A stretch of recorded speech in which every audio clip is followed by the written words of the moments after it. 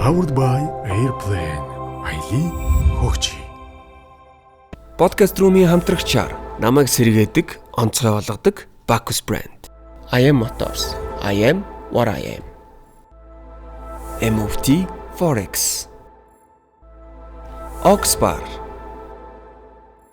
За сайн мэдсэн үзэгчтэй Podcast Room-ийн цаашин дугаар та бүхэнд өргөхөд бэлэн болсон байна. Powered by Airplane. Аялын хөгжий өрөөтэй явдаг байгаа. Тэгээд манай контенттэй байн хамтран ажилладаг MOFT Forex, Oxbar, Bacchus, за мөн IM Motors хамт олонд маш их баярлалаа гэж хэлмээр байна. Ингээд өнөөдрийн зочдоо та бүхний өмнө танилцуулахад бэлэн болжээ. За ерөнхийдөө манайх бол спорттой холбоотой маш олон төрлийн зочдыг оруулан ярилцдаг. За тэгээ энэ удаад бол яг автоспортын тамирчин биш ч гэлээ. За автод сонирхолтой. За одоо ер нь бол бас YouTube дээр контентыг нь маш олон монгол залуучууд маань үзэж хобби ирж байгаа ийм залуучууд мэдээлэл өгж байгаа залуучууд хүрэлцэн ирсэн байгаа. Автартын Наба хүрэлцэн ирсэн байна. Амуфаёгийн Мустафа хүрэлцэн ирсэн байна. Сайн байцгаана уу? За сайн байна уу? Сайн байна. За би чинь бас нэг өөрөө нэг жоохон бас хоббитэй. Тэгээ та хоёр шиг бол тийм амар гүн гүнзгий биш. Тэгээд хэдүүл өнөөдөр нэх учиргүй нэгнээсээ юм асуухаас илүүтэйгээр илүү гоё хобби ирэх болов гэж бодож байна. Тэгээд нэгдүгээрт хобби ирээ, хоёрдугаарт бас өөртөөхөө явуулж байгаа үйл ажиллагааны чиглэлийн талаар бас үзэж байгаа хүмүүстэй гоё мэдээлэл өгье гэж бодож байна. Учиргүй бас ингээл 1-2 цаг суугаал одоо ингээл ярьдаг үе бас өнгөрчөөд жоохон завгүй болчиход шүү дээ, тий. Одоо нэг гоё сайхан хобби ирж ярих гэж бодож байна. За тэгээд өөртөөхөө хийж байгаа компани, за тэгээд одоо контентийнхаа юуны контентийнхаа талаар мэдээлэл эхлээд өгчөөд дараа нь хэдүүл ярилцах гэж бодож байна. За Набагаас эхлэх үү? За тэг. Намайг Наба гэдэг автоартын компани үүсгэн байгуулагч, Монголын автохором бас төрөмс байгуулалт үүсгэн байгуулж байсан. Тэгээд автоарт компани болохоор автомашины үндсэн ураа маань бол автомашины соёлыг хөгжүүлэх гэдэг үрээтэй. Тийм зорилгоор явж байгаа. Тэр утгаараа автомашины үнэтэй автомашины борлуулалт хийх, за тоноглох, одоо дээр нь одоо бидний сайн мэдэх нэг Drag Times шулуун замын уралдаан зохион байгуулах иймэрхүү ажлуудыг хийдэг. За контент нь бол одоогор бол ямар нэгэн байдлаар бид нэр зөвхөн машины соёлын түгээр гэдэг утгаараа тухайн брендийн талаар илүү ярих гэж мэдлэг мэдээлэл олох үүднээс гэдэг. Тэгэхээр яг манай их хил дээр маань одооны төрнж байгаа одоо өсвөрийн залуучууд хүүхдүүдэд маань яг энэ төрлийн контент утгагдж байгаа мó гэдэг үүднээс яг их хил дээр нь автомашины бас мэдээллийг боломжоор өгөхийг хичээдэг. За Мустафагийн хувьд контентод дагаад бас бизнес болж гин үү, яаж гин? Тий, анх яг одоо баг 2 дахь жил рүү орох гэж 2 жилийн өмнө анх ер нь машины тухай ярих гэж шийдэл зүгээр л яг ажил дээр сууж байгаа л за хийх үү хийя гэж хэлсэн зүйл гэсэн үг.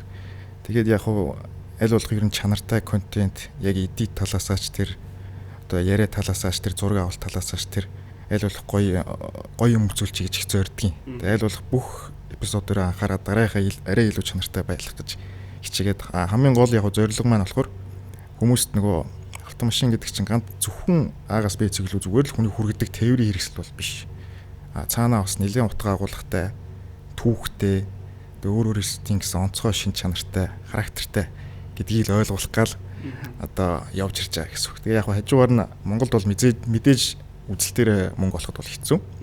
Тэгээ яг багасгаар бизнесийн түвшинд аваачих гэж бол хичээж байгаа. Ихтэй арай болоог бах. Ихэндээ контент бол сайн чангалж ивэл явандаа бол боломжтой л гэж харж байгаа. Гэхдээ харин тийм. Одоо жишээлбэл хүн болгоны хийж байгаа контент чинь цаанаа нэг бэкграундтай байгаа даа.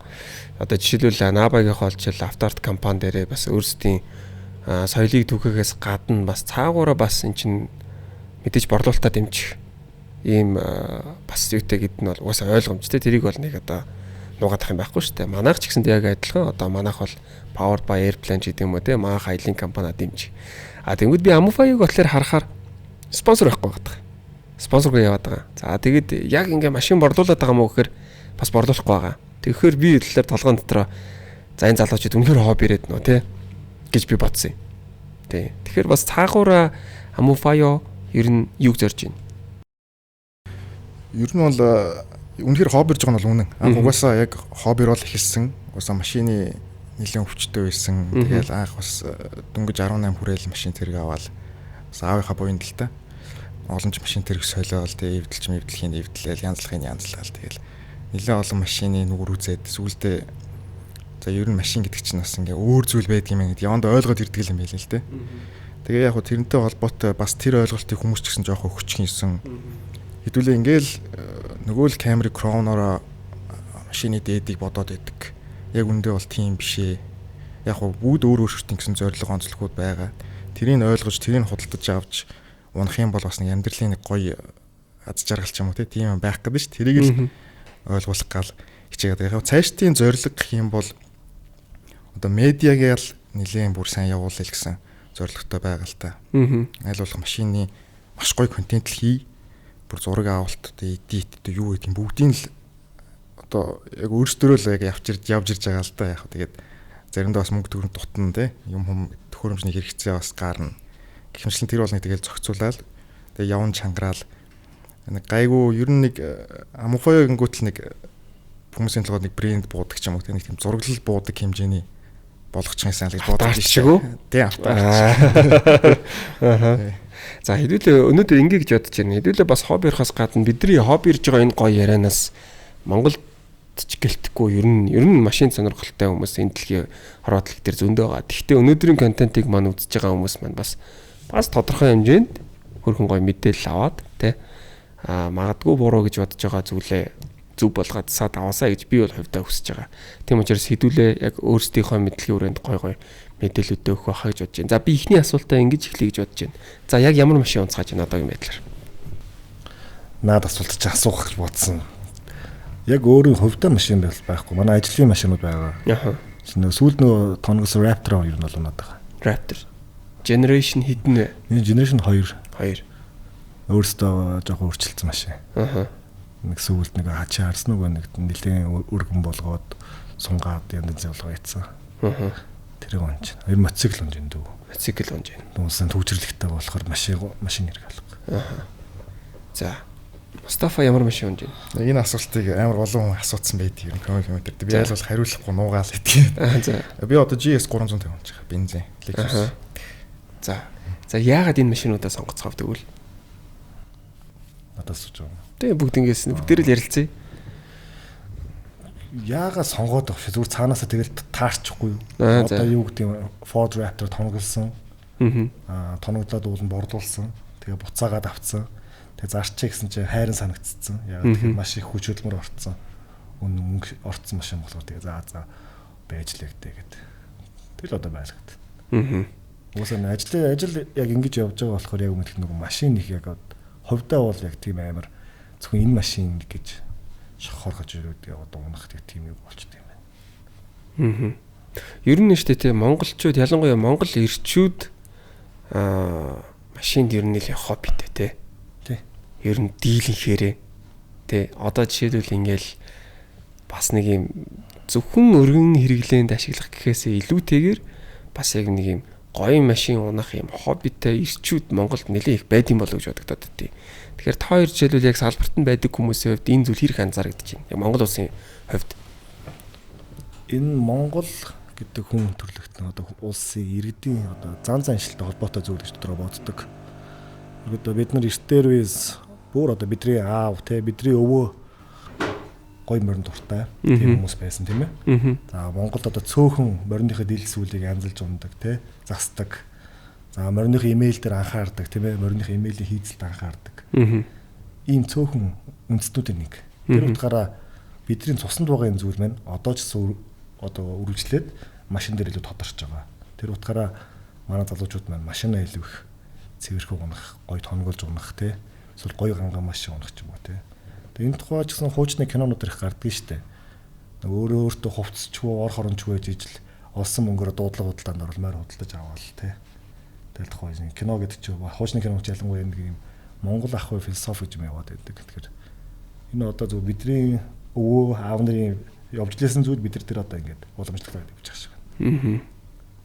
Одоо Мустафа дээр жишээлбэл ерөнхийдөө монголчууд одоо машинтай холбоотой контент хийж байгаа юм чи машин мэдээж асууж л байгаа тий. Ер нь хамгийн их ямар асуултууд ирж байна? За ямар машин унж байгаа вэ гэдэг асуултаас өөр шүү. За ер нь ямар машин авах уу гэж жишээл ороод иртгэлтэй. Би одоо ийм машин бүр авчлаа. Энэ ямар вэ гэж бас асуу. Нэг бол ийм 2 машин байна. Алийг авах уу гэл. Тэгээд за эсвэл заримдаа бүр их сонь юм асан. Бүр яг засварчин руу залгаж байгаа юм шиг. Ингэчлээ. Нэг юм ингээд дуурайд байна. Тэгээд за энийг одоо яах вэ гэл. Тэгээд би тэгээд яг чадлаараа хийлж өгнө. Гэхдээ эн чинь бас хэцүү шттэ. Яг ер нь найдвартай засварын газар очиод эхлээд онцлуулчихаа. Тэгээд дараа нь ярилцаж. Ер нь дандаа л нэг тийм машины ямар машин авах вэ эсвэл энэ ингэчлээ гэдэг юм шууд тиймэрдүү асуултууд. Тэгээ нөгөө машины хүсэлт бас их орж байна. Нөгөө өөртөөхөө яг унж байгаа сонирхож байгаа авах гэж байгаа ч юм машина сонсомор гэдэг юм байл л дээ ер нь. Тэнгүүт л баахан хүсэлт орж ирэн тэгэл зарим л нь хариулна чадлаараа хариулж амжихгүй. Тэгээ бас нөгөө хүсэлтэнд орж ирж байгаа машинууд нь зарим нь их үнэндээ нөгөө нэг ярих юмгүй бас машин бас байна. Тэнгүүт чинь бас хэцүү те. Нилээн нэг бичлэг хийх гэж бас өчнөө хөдөлмөр орно шүү дээ. Тэнгүүт чинь мүлжүүргэн машин дээр бас бичлэг хийх бас хэцүү. Тэгээд өөрөө чинь сонирхож байгаа машин үндэ мүлжүүргэн байна гэж хэлчихэлтэй биш. Тэгээд хаягдах тохиолдол зөндөө байдаг. Тэгээд заримдаа хариухгүй алгуулчих. Тэнгүүт нөгөө хүмүүс чинь бас их цантаа мантаа гэж юм бичдэг. Нэг тиймэрдүү тохиолдлууд бол байхан байна. Тэ. Ер нь тиймэрдүү тохиолдол их холбогддог. Наапа дээр ямар хөө асуултад их ирж байна. Дараагийн дугаарыг зорох байл гэсэн байх шүү дээ. Окей, машинтай холбоотой асуултууд нь юу ирж байна? Бидний зүгээс болохоор машин гэдэг зүйл чинь одоо чи тэр өмсөж байгаа хувцас. Одоо чи өнөөдөр өмссөн цамцтай. Одоо ингэ чи чинь мягаан бичгтэй амьс өмссөн байна те. Ингэ чамд энэ гоё найс санагдчихэв те. Надад одоо эсрэгээр магадгүй те. Яг энтэй адилхан автомашин гэдэг зүйл өөрөө хувь хүнийхээ статус болж явдаг нэгдүгээрт. За мэдээж үндсэн хэрэглээг хангаад явна те. Нөгөөдгөр бас төлбөрийн чадвар бүх зүйл байгаа шүү. Тэгэхээр тухайн хүмүүс маань өөрөө надаас асууж байгаа асуулт нь ерөөд энэ машин ямар хөө вэ? Энэ болох уу надад ч юм уу те. Сүүл тэр дугаар дээр чинь гараад тэр машин чи яг яадаг юм бэ гэдэг илүү их тэр төрлийн асуултуудыг асуудаг. Тэгэхээр хариултаа бол юу гэж ойлгох нь нөгөө машин болгон чи яг өөр өөр ингэсэн онцлогтой. Тэгэхээр заавал бусдын унж байгаа машин сайн машин гэсэн үг биш те. Заавал нийтээр унж байгаа машин чам тохирно гэсэн үг биш. Тэгэхээр чиний өөрийн чинь хэрэгцээ юу юм, хэрэглээч юу юм те. Тэр талаас нь гэж аягүй ярилцдаг хүмүүстэй. За. Бид нар өнөөдөр нэг хідэн сэдвүүдийг гаргаж ирсэн байгаа. Тэгээд учиргүй олон сэдвүүдийг ярьж байхаар бид нас нэг цөөхөн сэдвүүдийг барьж аваад тэрнийхээ тухай бас илүү задлж ярил сонирхолтой бөгөөд илүү бас деталь мэдээлэл рүү орох юм болов гэж бодсон байгаа. За хамгийн ихний сэдв юу вэ гэхээр монголчууд ерөнхийдөө бас үнэтэй машин их ундаг. Яг хөө мэдээж бас дундаж үнэтэй машинууд бас байдаг ч гэсэндээ миний нүдээр бол үнэтэй машинууд бас маш их байдаг. Одоо жишээлбэл G class байна 600 570 энэ ч юм бол бас үнэтэй машин шүү дээ. Тэгэхэд л би хэлээл байгаа. Зүгээр нэг чулуу аваа шитгэхэд нэг G class онохоор яагаад байна штэ тэ Монголд. За тэгвэл монголчууд яг үнэтэй машиныг дунаад байгаа. За үнэтэй машин унсны давуу тал нь тэгвэл юу юм? За би за тэгээ. За. Гэхдээ яг үнэтэй машин унж байгаа яалч юу эхлээд нэг хүмүүс ярьдаг яриа байгаа л тэ ингээл Монголын зам хэцүү мөцөө бла бла бла гэл. Тэнгүүтээ машин гэдэг чинь нөгөө нэг цаанаа бас нэг утрах учиртай юм болчиход байна л да. Одоогийн нэг нөгөө түрүүний ярьдаг шиг одоо бид нар одоо морь унаад яваад чадахгүй. Гэтэ яг морийг төлөөлж байгаа юм бол одоо машин байгаад шүү дээ. Эр хүний бас хиймэр сүлд. Тэгээ цаагаараа бас чинь нэр хүндийн асуудал яригдсан те. Ажил бүтэхгүй ч гэдэг юм уу. Яг нарийн ширийн ярил. Тэгэл ер нь дэжгүй машин унтсан багт хүмүүсийн хандлага ч гэдэг юм уу те. Яг цагаат л бол тиймэрхүү юм зөндөө байгаа шүү дээ. Тэрнээс гадна яг кайф. Үнэхээр яг кайф те. Тэр машин юуг мэдрүүлж гин. Одоо тэр машин одоо юу зорж бүтээгдсэн те. Тэрийг мэдрэхийн тулд тэр хүн одоо өөрийнхөө яг тэр хөдөлмөрлсөн мөнгөөрөө баггүй хэмжээний мөнгө зарж одоо ганц л амьдрын шүү дээ эцсийн бүлэгтээ. Ганц л амьдарч байгаа насан дээр боломж нь байгаа тохиолдолд бол одоо би ч гэсэн мөнгөтэй байсан бол бас нэг эвгүй амтан зөрөгтэйгээр бол авах л байсан. Тэгэхээр хүмүүс адилхан л тийм л бодолтой байх. Яг тэр машин ганц зөвхөн машин гэдэг төр төрхөөр нь харахгүй байгаа гэсэн үг шүү дээ. Зорилго нь яг унтсны дараа яг ороо суугаад өрүүлнийх нь ард гар тавьсны дараа ямар мэдрэмж өгч байгаа гэдэг. Тэр бүгд цаанаа нөгөө тэр мөнгөөр хэмжигдэхгүй тийм кафег ер нь өвдгөлдөн. Тэгэхээр тэрнтэй холбоотой Монголын зам муухайч бай, Монголын эдийн засаг нийгэм хар бараанч байсан. Яаж иж байгаа л машин авч унаад байгаа л гэж би боддог. Тэгэхээр үнэтэй машин гэвэл За түрүүний миний хэлдэг бид нар өөрсдөө ахуй уламжлалт ирсэн зүйл байна тийм ээ. Нэг өдөрөөр монголчууд маань өөрөө хувцаар нүдэж, ухаанаар нүднэ гэдэг үг гэдэг. Тэгэхээр тухайн одоо автомашин гэдэг зүйлөөр үнэтэй гэдэг нь өөрөө манайхаа миний хувьд бол 100 саяас дээш бол үнэтэй машин гэж хувьдаа зөв үзэж байгаа. Яагаад тэгэхээр манай дотоодын нийт бүтээгдэхүүн $4800 дээр одоо хэдэн жижиг гацж яв тийм ээ. Тэгээ үнэтэй харьцуулаад үзэх юм бол 100 гаруй сая төгрөгийн машин бол үнэтэй доорно. Одооний зүгээр зах зээлийн тогтсон жишээ ханшуул 500 сая төгрөгөөс дээш үнэт машин бол үнэтэйдээ ороод 500-аас доош бол мод бит нөө сегмент биш үү тийм ээ. Арай жоо ингийн дорж байгаа юм байна л да. Тэгэхээр өнөөдөр өөрөө нийгэм цаг үе маань өөрөө маш их бухимдалтай байгаа тийм бид нараас улс төрийн байдлыг мэдчихээн. Агарын бохирдол одоо юу гэдэг төгжрэл. Тэгэхээр автомашин гэдэг зүйл чинь өөрөө үнэтэй машин унаад яг нь юу нь гоё тэгэхээр хоёр янз л байгаа. Зарим хүмүүсийн хувьд бол show off буюу босод өөрийгөө харуулах тийм ээ. Тэгэхээр яа би ингэ чадчих шүү. Би мундаг шүү. Тэгээ би мундаг болцсон шүү гэдгийг харуулах зорилгоор унж байгаа. Зарим нэг нь бол өөрийгөө шагнаж байгаа. Тэ 3 сая иргэнтэй дотоодын нийт бүтээгдэхүүн $4800 ингээд гацчихсан жижиг уусаа тий 2 өршийн хамааралтай тий хойд өрштэй хийдэг худалдаа маань ингээд 95% алдагдaltaй энэ цаг үед ингээд энэ цөөхөө улс дундаа одоо хүмүүс дундаас ингээд тэрбумын машин ч юм уу тий 800 сая машин явж юм бол өөрийгөө шагнаж байгаа зүйл. Тэр хоёр талтай байх л та. Тэгж бодож байна. Тэгээ түрүүний миний хэлдэг. Угаасаа бид нар л айл дээр үесэл моринд мөнгө харамж үзээгүй арт юм шүү дээ. Тэгээд бас машина нэг анзаар сонирхтой зүйл нь бид нар машина дандаа эр хүснээр ярьдаг. Одоо Америкт юм уу Европт бол машиныг дандаа им хүснээр ярьдаг байхгүй. Миний хонгор тий дандаа тэгж ярьдаг. Америкийн кинонууд дээр бас тийм тий дандаа им хүснээр ярьдаг. Ядчил Bumblebee энэ зэрэг бас тий. Тэнгүүд миний мэдж байгаагаар бол зөвхөн монголчууд автомашиныг эр хүснээр дандаа ярьдаг. Бас тийм бэ тий нэрээ. Тэр нь ямар учиртай вэ гэхээр бид нар автомашин гэдэг зүйлээ яг өөрийнх нь найз нөхөд гэж үздэг. Яа тэгэхээр эртээр үед бид нэр ингээ олон 10 хоногийн газар явахдаа юунд найдаж байгаа мориндол найдаж байгаа байхгүй тий. Миний морь намайг ямар саячихгүй. Тэр утгаараа манай монголчууд бол машинд айгүй хайртай арт юм нэг. Тэгээд хүн эр хүснээр төсөлж ярьдаг. Зөв. Тэгэхээр би бас ингэж бодоод байна. Сая нөгөө нэг яригдсан сэдв гарч ирлээ шүү дээ. Монголын зам муу гэд. Би одоо бол тэгж бодохгүй байна. Монголын зам тийм ч амар муу биш ээ. Тийм амар мууд орох уу хоёрын бодлоор. Орон нутгийн зам үгүй одоо бидний гэж ярих юм одоо бод хийж ярьдаг насны ирээд байгаа юм яа. 10 жил 20 жилийн өмнө зам харилцаа муу байсан шүү дээ. Муу байсан тийм. Улаанбаатарын хотын зам ч гэсэн нэг явж байгаа бол дийнөх гараад ирдэг тий. Байсан. Одоо бол зам харилцаа айгүй болцсон.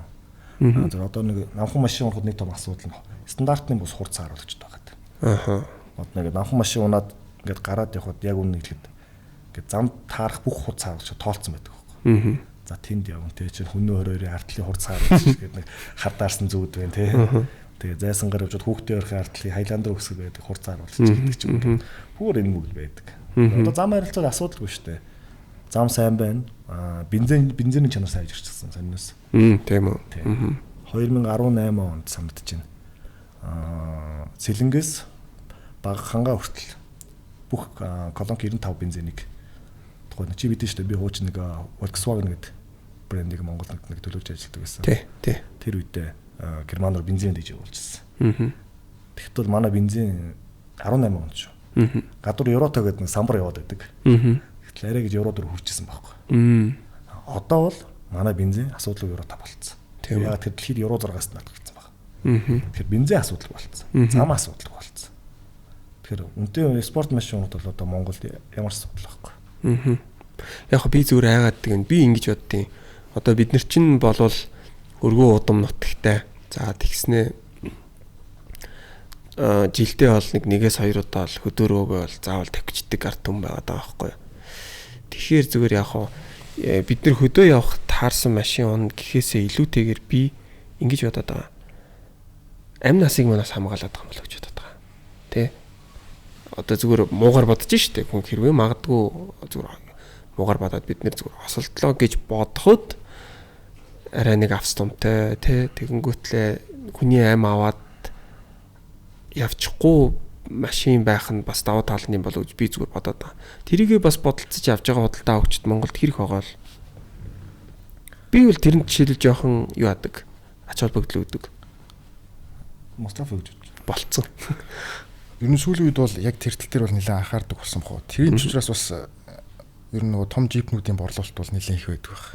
Том жип чи ер нь тэгээд угаасаа баган маган те бүх юм нөгөө нэлээд сайжруулсан гам ман болоо явчихсан шүү дээ. Жими 200 200 ч гэдэг юм.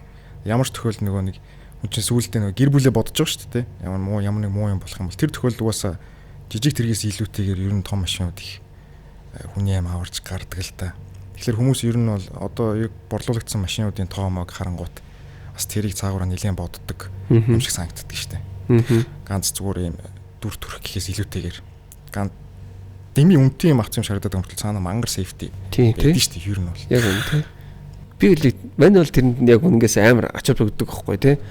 За ядчил ингэчлээдээ тэгчлээдээ гэл элдв лойндын дослмослын бичлэг явж байхад чинь тэгэл жижиг машин бол батраал явчихж байгаа.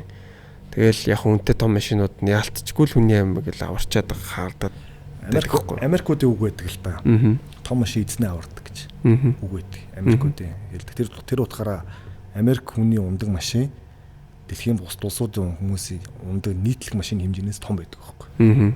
Бидний сайн мэдэх Cadillac Escalade, Ford-ууд тэ Cherokee одоо спорт машин ч гэсэн тэ Mustang одоо Challenger ч юм уу дандаа том байдаг шүү дээ. Тэр тийм үг бол байд юм бэ лээ. Тэгвэл нөгөө талаар бол одоо ч нөгөө наа ч бол ингээ ерөнхий нэг юм ойлголт байгаа даа шүү дээ. Том машин эзнээ хамгаална. Тий. Ерөн зал. Тийм. Ингэнгүүт одоо ч бас тэтгэж чи ингээ хөгжчихсэн те ингээ тухайн машин чи өөрөө яг чиний яриад байгаа тэр стандартыг хангаж байгаа мó гэж шалгадаг байгууллага байгаа даа шүү дээ. NCAP нөгөө Европт 5 одын үнэлгээ өгдөг 4 од үнэлгээ авдаг гэдэг байгаа шүү дээ. Тэгэхээр энэ наадан дээр чинь бол яг 100% бол санал нийлэхгүй. Нөгөө төр түрүүний хэлдэг монголчууд нөгөө хөдөө явна гэдэг том жип авдаг гэж яриад байгаа шүү дээ. Би 2016 оноос 15 оноос юм да 18 9 оны хооронд яг энэ дээр ажиллаж ирсэн байхгүй юу. Тэр юу гэсэн бэхээр хэрэглээндээ тулгуурлал сонголтоо хийгээч гэж байгаа байхгүй юу. Жилдээ наадмаар 1 удаа хөдөө явах гэж тэрийгэ бодож ингээд том Land Cruiser гэдэг машин авах болооч. Тэ. Тэрний тэр Land Cruiser 300 гэдэг машин чинь хотор унахад тухгүй шүү дээ. Том те орон сууцны хотхны сүүлийн стандартын бус хотнууд их болцсон. Ороод эргэж гарах те дээр нэгт хоёрт шатгоон зарцуулт ихтэй, зардал ихтэй тийм ээ.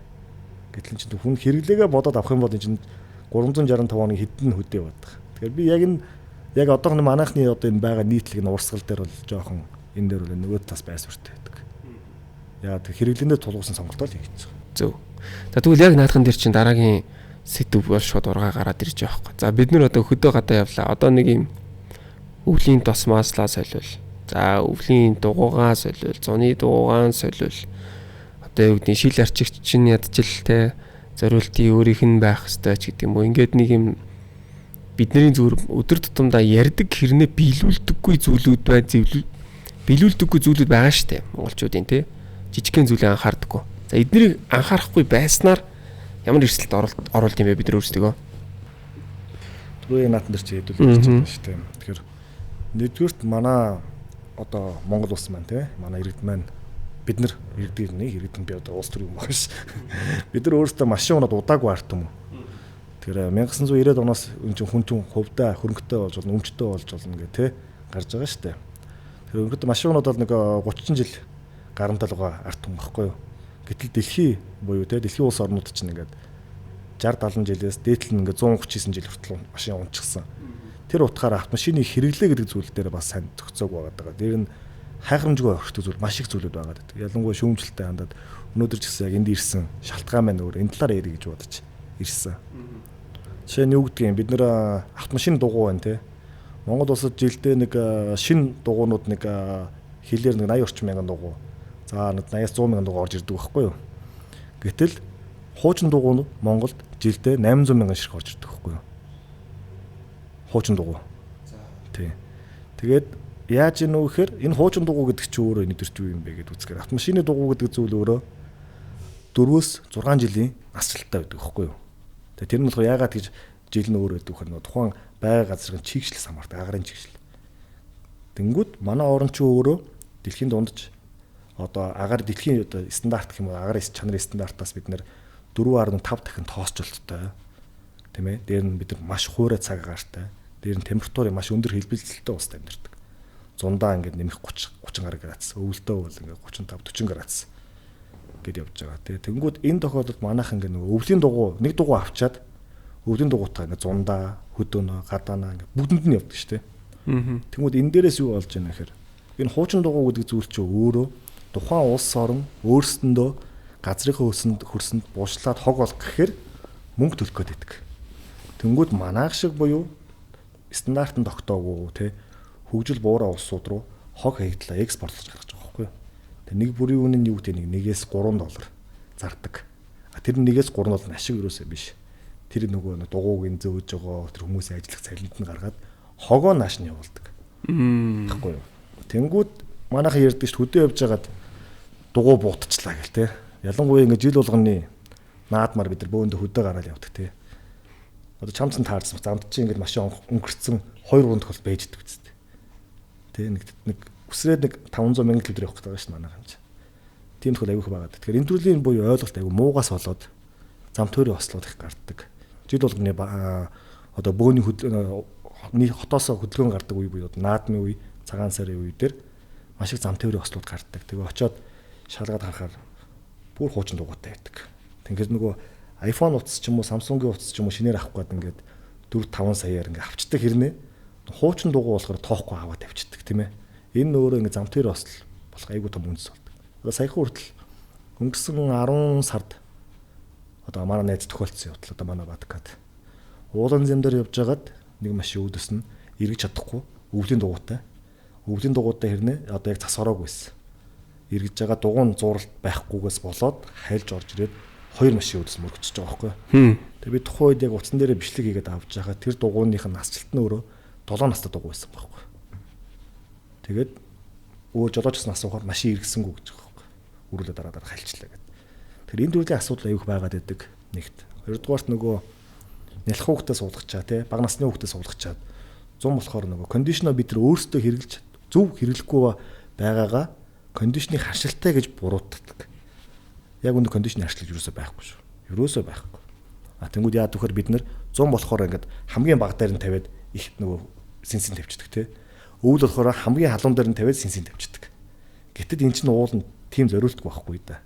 Жишээ нь одоо юу гэдэг 100 бол одоо юу гэдэг эсэг асаагаад 20 градусаар тавиад сэнсээ жоох их тавихад аюу гой тухтай байдаг байхгүй юу. Тэгэхгүй манайх ч ингэдэж нөгөө 100 машин дээр сууцсан. Цохон голголт гэдэг чинь ёо энэ сайхан агаар амьсгал гэдэг шүү дээ. Тэр кондишнер буруу ирдэг. Тэгээ байжснаа кондишнер хит хүүтэн дээр нь тавиад сэнсийг тавьчихгууд ханиалган гутаа тий. Юу ингээд биний харьцуултлууд гэдэг юм аа гэдэг чинь ингээд кондишнер хэрэглээд чинь болохгүй байна. Дээр нь тоосчл түрүүний хэлдэг. Дэлхийн иргэний байгууллагаас одоо гарсан судалгаанаар үндэслээд дүнгийг харах юм бол тий Монгол одоо Улаанбаатарын цагаагаар бол нэгдүгээр агарын хүнд металл аюу ихтэй гэж байгаа юм. Хүнд металл гэдэг нь нөгөө машинаас гардаг тортог утаанууд машины бас нөгөө эд ангиас гарч байгаа чинь натомсын наклаад ч нөгөө аазмст гэдэг нөгөө амар алдартай хор тавдар үүсгдэг тийм байд сүртэл байж идэг. Дээр нь тэнгууд бид нөх хүүхдүүдээ суулгах чадсан цогоо онгол хүүхдэн цогоор агаар явждаг ч тий. Тэгвэл үүнийх нь ямар асуудал гарч ийн гэхээр 0-5 насны хүүхд тутмын 25% заавал 1-2 нь хүүхд тухтай амжилтын замаар маш хүнд өвчж ирсэн байдаг. Дээр нь сүүлийн үед нөгөө хамрын цацлахын донтолт авих биш гадуур. Яг дэргэн тойронд бүгдээрийн дунд чинь нэг хүн байгаа үстэй нэг байнга таслаг кармалж явж байгаа хүмүүс байгаа шүү дээ. Тэнгүүд энэ үндэд тоосчлт авих байгаад байна. Тэгэхээр энэ дээрээ бид нэр явн дээр анхаарах хэрэгтэй. Нэгэнт л бид нар зам дээр өдөрт 2-3 цаг хүчирдэн тодорхой болчихлоо. Энэ байдал 5 жил өөрчлөгдөхгүй бах тий. Магадгүй 10 жил өөрчлөгдөхгүй бах. Тэгэхээр одоо энэ дээрээ дүүдээ жоохон анхаарья гэж бидний зүгээс. Тэг хүүхдүүдэд тэгж 100 болохоор ингээд цонхын онгоолгоо явчихдаг тий. Тэгээ өөртөө болохоор юу гэдэг дэлгүүрлөө ороод ингээд худалдаа авах 20-30 мянга төгрөг хамаагүй худалдаа авах хийж байгаа ч гэдэг хинжсэн. Тэгсэн хэрнээ машиныгаа шүүрийг зүгээр хулшуур аваад тавьчихдаг.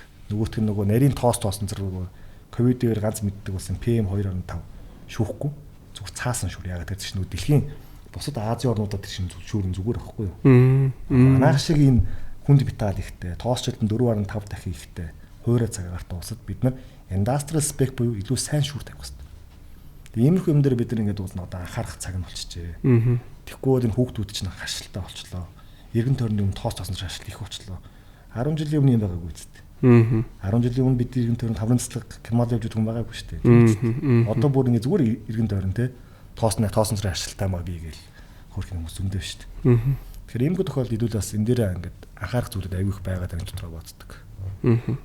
Цахилгаан автомашины шин төвшин нэг зэнэгээрээ 850 км хүртэлх зайг туулах дэвшилтэт технологи, дээд зэрэглэлийн 5 дахь хүчирхэг гүйцэтгэл. Та бүхэн дэлгэрэнгүй мэдээллийг IM Motors Mongolia EMC Facebook хаягнаас авах боломжтой. За одоо нөгөө нэг юм машинда юу хийдэг гэсэн чи би бензин л иддэг гэдэг хүмүүс байгаа шүү дээ. Тэр юу зөв юм уу буруу юм уу? Мустафа. Тэр бол яг нөгөө нэг яалтчгүй нөгөө түрүү наа баахан хэлсэнчлэн бид нар нөгөө машин унаад удаагүй байна гэдгсэн шүү дээ. Тэрнтэй холбоо хамааралтай л да шууд. Одоо нөгөө гадаад мадаадын чинь бол бүр ингээл өвөөгийнх нь өвөөгөөс уламжлагч ирсэн мустаа ингээл те байж идэг. Тэгээ ер нь зам дээр яваад үдцсэн, машин арчлагаад үдцсэн. Машин гэж ганц бензин өөр зөндөө юм хэрэгэлдэг юм байна гэдэг ойлгоцсон хүмүүс байдаг л. Бид нар болохоор яг хийж чадаагүй. Одоо л их сурах гад. Тэгээ би бас бичлэгэн дээр айл бол тосоо солиороо молиороо гэж жоохон үгэлдэг л дээ. Тэгэхээр ер нь бол машин уул нэг энгийн л дээ. Нэг талаараа хоёрхан юмнаас л ер нь гол ажиллагаа нь явагдаж байгаа ш. Нэгт агаар, хоёрт бензин. Тэр хоёр нийлээд дисрет хөдөлгөөр ажиллаж байгаа. Тэнгүүт нэгт агаарын урсгал саадгүй байх хэрэгтэй буюу машиныхаа моторын агаар шүүгчийг сольждаг байх хэрэгтэй. Хоёрт бензин дээр л агаардаг байх хэрэгтэй. Тэгсэн тохиолдолд бүх юм нь жигд асуудалгүй ажиллана. Асуудалгүй ажиллаж байгаа учраас бусад юм нь илэгдэлэн ч гэсэн бага байдаг байхгүй. Тэгээ хүмүүс нөө сонсоод тахны бүр шинээр шоурумээс бүр дилерээс шинээр машин авчаад тосоо солихгүй бүр алга болчихдгийг гэсэн. Тэгээ бүр ингээл жил мэл ерөөсөө наад марчныг яваал, цагаан сарашныг яваал. Тэгэл бүр тууцж байгаа л нэг юм ирдэг. Тэнгүүтээ нөгөө дилер нь та ямар удаад ирдэг юм бэ гэдгсэн чинь өө шинээр нь авсан чинь ахын зүгээр л гэж бодсон шүү дээ тэгдэг гэж байгаа. Тэнгүүт баг тосоо солихгүй 30-40 мянга бол явцдаг гэж шинээр нь шүү дээ. Тэгэнгүүт л ингээд дараачийн авах хүнээ бодож байгаа сэтгэл өвдөж байгаа юм л та. Гүйлтийг харахад 30-40 мянга гүйлттэй байдаг тий. Тэнгүүт цаанаа яг үнд амар зовцсон. Тэгэл машины моторын тосод ч мангар чухал шүү дээ. Одоо чинь бид нар зүгээр энгийн жишээгээр бодоод үзэхэд борцог хайрахад тос ингээд харалдаг шүү дээ. Яг тэрнтэй адилхан л процесс явж байгаа ш цаанаа. Тос нь өөрөө моторыг нь хамгаалж гин, моторыг нь хөргөж гин, элдв бохирдлыг шингээгээд тэр шүүлтүрлэгээ хийж гин гэл те. Тэр чинь явах тусам мөрөөсө тогтмол илэгдэж байгаа. Тэр болноос хамгаалах гал тос нь байж идэг. Тэгтэл манайхан тосоо солихгүй тэгэл ивдчихэд сүулдэ бас нөгөө муу машин гэдэг нэр яриа гардаг ч гэдэг юм уу те. Тиймэрдүү жоохон дутагдaltaй талууд их байгаад ах шиг байдаг. Тэгэхээр ер нь тэрийгээ дагаад бас нөгөө тэгэл машины нэр хүнд тэгэл хаанаас авах уу, хинээс авах уу, ямар хүн унж исэн, яаж хүн унж исэн гэдэг чинь амар асуудалтай болоод ирдэг. Тэнгүүт л тэгэл машин худалдаж байгаа гэдэг чинь өөрөө тэгээд бүр нөгөө ихнэрээ сонгож байгаа юм шиг л юм болчих гээд байдаг. Хүн болон угаасаа дилерээс авч чадахгүй шүү дээ. Гэтэ явж исэн дэжгүй машин олоод авчмаар байдаг. Яг гоо нийтээрээ гоё ингээд соёлжоод машиныг ойлгоцсон, машин яаж дотоод шилтийн хөдөлгүүр яаж ажилладаг гэдэг энгийн ямиг ойлгоцсон юм бол уул нь бол одоо бидний унж байгаа ялангуяа Япон машинууд бол баг ухахгүй шүү дээ. Бид нэр л ухтал нь яваад байдаг болохоос шүү. Би бас ингэж бодоод байдیں۔ Монголд нөгөө нэг анхны Япон машинууд орж иж яхад чинь айгүй их нөгөө нэг Camry ч гэдэг юм уу, одоо нөгөө нэг Carina тий бүр нэг юм эвдэрч өгдөггүй аимшиг машинууд айгүй их орж ирж ирсэн шүү дээ. Тэр бол тэгтээ үнэхээр дэндүү сайн машинууд байхгүй. Би өөрөө Carina ундаг байсан. Би мэдээд байгаа байхгүй. За би тэнд нэрээ ястаа чинк бензин л идэг байсан байхгүй. Тэнгүүд босод машин муу ялангуяа Nissan-ыг бол ястаа энэ хор бодлогын хамгийн муу машин шиг л нэгсэг үздэг байсан шүү дээ тий. Тэр жоох муузаас оргоцсон уу юу? Тийм байгаа юу? Брэндийнх нөгөө онцлог байгаа. Шин Toyota гэдэг машин бол luxury машин биш шүү дээ тий. Toyota бол спорт машин үйлдвэрлэдэг компани биш шүү дээ. Тэ? Үндсэн зорилго нь юу гэхээр ерөөсөө л эвдэрхгүй л байхгүй. Тэгэхээр тэр утгаараа манайхан ч бас Toyota-гоо жишчдэг. Одоо Монгол хамгийн их зарагдж байгаа машин Toyota шүү дээ. Тэгээ жилдээ одоо юу гэдэг нэг 3000 гаруй ширхэг Land 300 загвар хэмээл зарагдаж шүү дээ. Тэгэхээр өөр улсад ийм байхгүй шүү дээ. Жишээ нь юу гэдэг Америкт бас яг ялгаагүй юм байлээ л дээ. Америкт яг тийм л юм байлээ. Гэтэ манайхан Land 300-ийн хэрэглээ арай өндөр тий. Ер нь Land Cruiser-ийн хэрэглээ юу? Ер нь нэлээд их шүү тий. Одоо нөгөө Америкт Land 300 байхгүй байгаа шүү дээ. Сонноос. Тэг яагаад тийм юм бэ гэсэн чинь Land 200 зарсан юм байна Америкт. Тэгсэн чинь сардаа 6000 Toyota 4Runner зарагдаж байхад бүгдээ Америк улсын хэмжээний сардаа 300 200 зарагдсан байна. Тэгээд Toyota-гийнх маань Land Cruiser 300 загвар Америкт гаргахаа болоод оронд нь арайд нөгөө хуучин загвар сэргийг нь Sequoia-гийн загвараар гаргасан юм билээ санаас. Тэр Sequoia бас мангар том машин билээ шүү тий. Тэгээ нэлээд том. Land Cruiser-ийн төрөөс том байлээ шүү дээ. Хамаагүй том харагдчихжээ л шүү дээ. За хэдүүлээ бас үзэг хүмүүс байна бас тодорхой хэмжээнд бас зөвлөгөө авсан болов уу гэж бодож байна. За окей. Ийшээ яга хоббироод орчих ингээд хоёр. Яг хоббирх болсон шалтгаан юу вэ? Ямар цэгээс тулаад өдий хүртэл энэ хүртэл хоббирцгаач юу? За наа бах эхлэв. Тэгээд үгүй тэгэл хүүхд байхдаа нөгөө октод чинь барби сонирхдаг үстэй тий. Ээжүүд машин сонирхдаг шүү дээ. Миний хэд бол ерөөсөө машинаа сонирхсан чигээр л явдсан. Тэгээ 2006 онд сошиал интернет айгууд айгуух нөлөө үзүүлсэн. Хүүхд байхдаа үгүй ингээл баг байхдаа ялгаа бусдын л адил 12 3 настай байхдаа л аах машин хулгаалал гудамж харуунал тэр үед чинь тий. Бас тийм үе байлаа шүү дээ. Тэгээ сошиал медиа айгуух машин гүн ороход айгуух тус болсон. 2006 он цаанд одоос бараг үндсэндээ 20 жилийн өмнө Жимит хөлөг манай Монголын авто форум гэл те маф те бид нар чинь гэр гэрээсээ интернет толбогдоор асуулт руу ороод машин хоорондоо ярилцсан ижил төстэй хоббитэй хүмүүсээ олчвол баярлалаа тэр дартайгаа нэг мэдээлэл солилцоол тэр нэгс чинь манайх чинь бүр 10-аад мянган гишүүнтэй те нэг уулс толгой чинь 50 60 100 гараа хүрээд ирдэг тийм гоё байлаа шүү дээ. Тэгээд машин бол угаас тэгээд явс. Мэдээж хүнд болсон хойно нөгөө морин дуртай хүүхд хурдмаар унахыг хүсдэгтэй адилхан бас л муу адил бусдын ралли автын холын зарали баха уралдаанаар уралдаж үзлээ. Дрифти спортыг зохион байгуул хөгжүүлэх талаас нь бас нэг 4-5 жил ажилласан баха. Тийм бах. Тэгээд улмаар явсаар бол манай нэг би хуучин чинь 10 жил юм байна. MSM автомотив гэж одоо нөгөө бидний сайн мэдэх Ford, Mercedes-Benz зардаг. Тэр компани Mongolian Star Machines. Тэр компанид оюутныгаа төсч ирчээд ажилд ороод амар баярлж исэн байхгүй. Энэ машины ажилд орчлаа гэдэг. Тэгээд боломж олдоод нөгөө автомотив маркетингэнд хариуцах бүр автомш олгочоод. Тэгээд амар бүр дурлж хийжсэн. Тэгэл улмаар явсаар байсан чинь манай нэг ажлын ах чи юу нэгэн хөгжүүлээд явмаар юм шүү гэдэг. Тэг хамгийн их ч одоо манай автоарт чинь нэг ширхэг сэвчнээс эхэлж байлаа шүү дээ. Сэвчнээс бүр хамгийн анх одоо 10 он юм уу та. Тэгж явж байлаа шүү дээ. Тэгэл улмаар явсаар байгаа. Ер нь сошиал медиа бол амар их нөлөө үзүүлсэн. Тухайн үед ч бол Facebook ч одоо 6-7 онд байгаагүй шүү дээ. Бид нар чинь тэгэл ерөөдөө байлгаагүй сошиал медиа шүү дээ. Аюу их нөлөө үзүүлсэн. Тэг улмаар явсаар бол одоо тэгэл өнөөдөр хөрлөө дээ. Зя. За миний хувьд бол бас л адилхан дөө. Угаасаа багасаа тэгэл үзэж байгаа Google-тэй хүртэл нөгөө Cars байх жишээ нэ тий. Тэгэл Fast and Furious мэрс тэгэл бөмбөгдүүлэл өсөж байгаа шүү дээ. Тэгэл тухайн үед чинь тэгээд бас нөгөө азтай үед л төрсөн гэж явах юм да. Жинхэнэ ямар цахилгаан машин гэж юм яригддгүү. Хятад машин гэсэн юм сонсогддгүү. Эргэн тойрны ах нартай чейзер орилуулаад гэдэг юм уу тий. Ер нь нэг л жинхэнэ гоё дотор шатлалтын хөдөлгүүр, машины хөдөлгүүрийн дуу машин ер нь яаж ажилтгийг гэлээ. Тэр болгоны урагаас бөмбөгдүүлж өсөөл. Тэгэл анх шууд нөгөө би механик машинаар бас эхэлж ийсэн. Тэгэл тэрнтэй холбоотой механик машинд дурлаа. Тэгээ дараа нь тэгэл турбото машин руу ороод турбото машин гэдэг чинь өөр үйдэг юм байна гэл тийм мэдрээл. Тэгэл баг-багаар тэгэж явсаар байгаа сүулдэ тэгэл нэг мэдгэд л бүр ингээл амар дуртай болцсон. Тэгээд бас ингээ хүнд гоё ярьж өгмөр байдаг. Тэгээд сонирхол мөрөлхөө хуваалцмаар байдаг. Тэгээд тухайн үед дөнгөж нөгөө эхэлж явах үед бас нөгөө машин тэрэг ярьдаг хүн бас цөөхөн. Тэгээд ганц хоёр хүмүүсийн яриаг сонсохны бас уул ингээ ярьчвал бас их гоё ойлголт өгөхөр байна да гэсэн бодол төрж ирээд идэв гэсэн. Тэгээ яг хөө тэрнтэй холбоотой тэгэл эхлүүлээл өдийг хүрсэн л байна л та. Миний одоо айгуу сонин штэ. Миний түүх бол айгуу сайн. Ингээд хамгийн анх би ажлын гараан дээр гарангууд нэг юм студ надад манай аав ээж худалдаж авч өгөөд тэгээд тэгсэн чинь би тэрүүгээр ингээд олсон бүх ашгаараа Silva S14 тоноглоод ийм кузу аваад зүгээр л кузу юу ч байхгүй зээж уцмоц нь хүртэл шатцсан хүн амир юм ингээд ингэсээр агаад нэг хэдэн жил оролдож тэгээд тэр явдаг болсон юм бүр SR20 дэтмэтэй тавиад явдаг болсон юм явдаг одоо бүр гоё болцсон явж идэм билээ зарагдаа цаашаа тэгээд тэрэнд бүх мөнгөө хийснээс болж миний тэр компани дампуурсан юм. Тэгээд тэгж дампуурж явж байгаад би одоо манай энэ аялын компаниг үүсгэн масан боролдогийн залуу байгаа.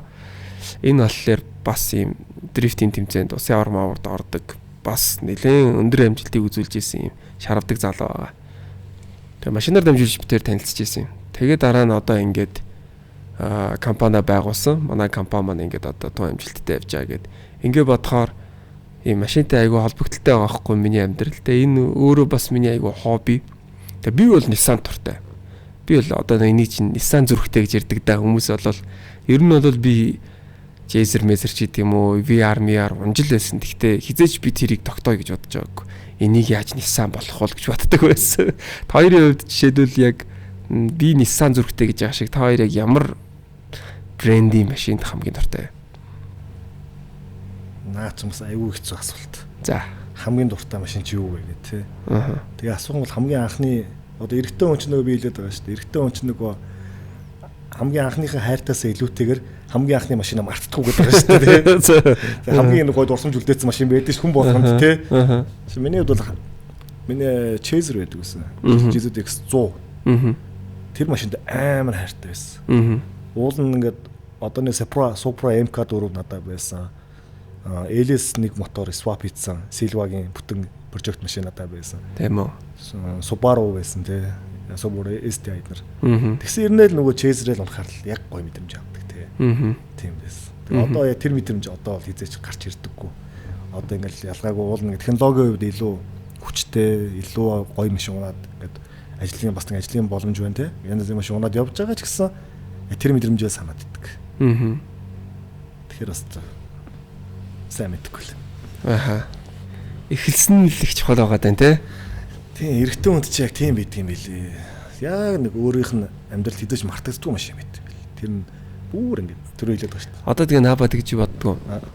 Тэр миний машин хаана явд юм бол доо гэж боддгоо. Оо нэг ш удаа бодлого байх. Би ч бүх машинууд юм баг нэг дор зараа хийсэн шүү дээ. Бүгд ингэ мөгнөлж байгаа л нэг дор зараал өөр юм хийжсэн тухайд. Одоо хаана явж бодоод яг л ялгаагүй шүү дээ. Нөгөө машинаар бодоод байж таяа. Тэгээд яг нэг удаа олж хардийсэн буцаж аваад ревьюл тэгээд ресторыгээ сэргээч гэж болж исэн. Тэгсчингүүтээ яг адилхан орж ирсэн Chaser унж үзсэн байхгүй юу. Өнгөрсөн жил өөртөө авъя гэд хадгалж игээд. Тэгээд бас яг нэг гоё орсон Chaser нь жахваа гэдэг нэг дүүд байсан юм да. Тэгээд би үзье гэд. Тэгээд үзсэн чинь яг тэр мэдрэмж юус орж ирэхгүй байна. Зөө. Тэгээ заа юм тэрүүгээрээ л үлддэг гэж бодвол хайсан. Бас тийм те. Тэр үе бас тэрүүгээрээ гоёороо дуусвал гоё шүү дээ. За. За Мустафа дээр. Миний хувьд гэх юм бол бас шууд хариулахад хэцүү л дээ. Ер нь зөндөөл гоё машин дэлхий дээр байна. Гэтэ яг хуу ганц машин байх нь байдгийн. Яг өөрийн болгоод нэг хадгалчих юмсан гэдэг. Хуучин нөгөө E39 M5 гэдэг шүү дээ. За бүр. Тий. Яг тэрийг л нэг янзын нар нь олоод авчих юмсан да. Тэгээд нэг хаяа гаргаж ирж явах хийсэн гэдэг чинь механик штэ. Тэгээд нэг тийм бол хобби юу хүсэл бол бай. Гэхдээ тэрнээс гадна бол зөндөөл юм байх нь байгаа л. Гэхдээ тэр бол ер нь хамгийн цаад нэг гүнд байдаг хүсэлтэй. Яг E39 хар өнгөтэй механик M5. Хар өнгөтэй болоод шаарддаг байхгүй. Даач тэгээд яг мөнгө нь бол олдтол байх л та. Гол нь ер нь бол Германд гоёуд нь бол байх шиг байл. Гэхдээ тэр ер нь нэг авъя л гэсэн бодолтой байгаа цааштай. Яа E39 ч гэхдээ хэлбэрийн хувьд бол бас дэндүү классик л да тий. Би бас анх юунд герман машиныг дуртай байсан. Аха. Хамгийн анх чинь яг GZX авахын өмнө яг BMW 3 сар авах гэсэн байхгүй. Аха. Тэгээд яг авахгаа шийдээд тэгээд найз дээр оцсон загнуулаад тэгээд болсон. Тэр жилдээ одоо зүг байсан л дээ. Тийм тий. Chaser чинь өөрөө бас яг үндсэн концепт нь бол BMW-гийн 5 сери копицсан машин баггүй юу? Тийм үү. Япончууд ч нөөрэ германуудаас сүйд машин хийсэн хүмүүс шүү дээ. Жишээ нь нэрээ тийм ч юм уу тий? Nissan GT-R гэдэг машин байна шүү дээ. GT-R-ын 4 дугуйн систем дээр нь Hi-Cas гэдэг нэг хойдол нь иргэдэж шүү дээ. Тэр технологиг ингээд хийхин тулд Porsche-гийн 911 машиныг Nissan дээр бүр яг худалдаж аваад сайхан дээргээ буцаагаад дуудлага зарсан шүү дээ. Тийм.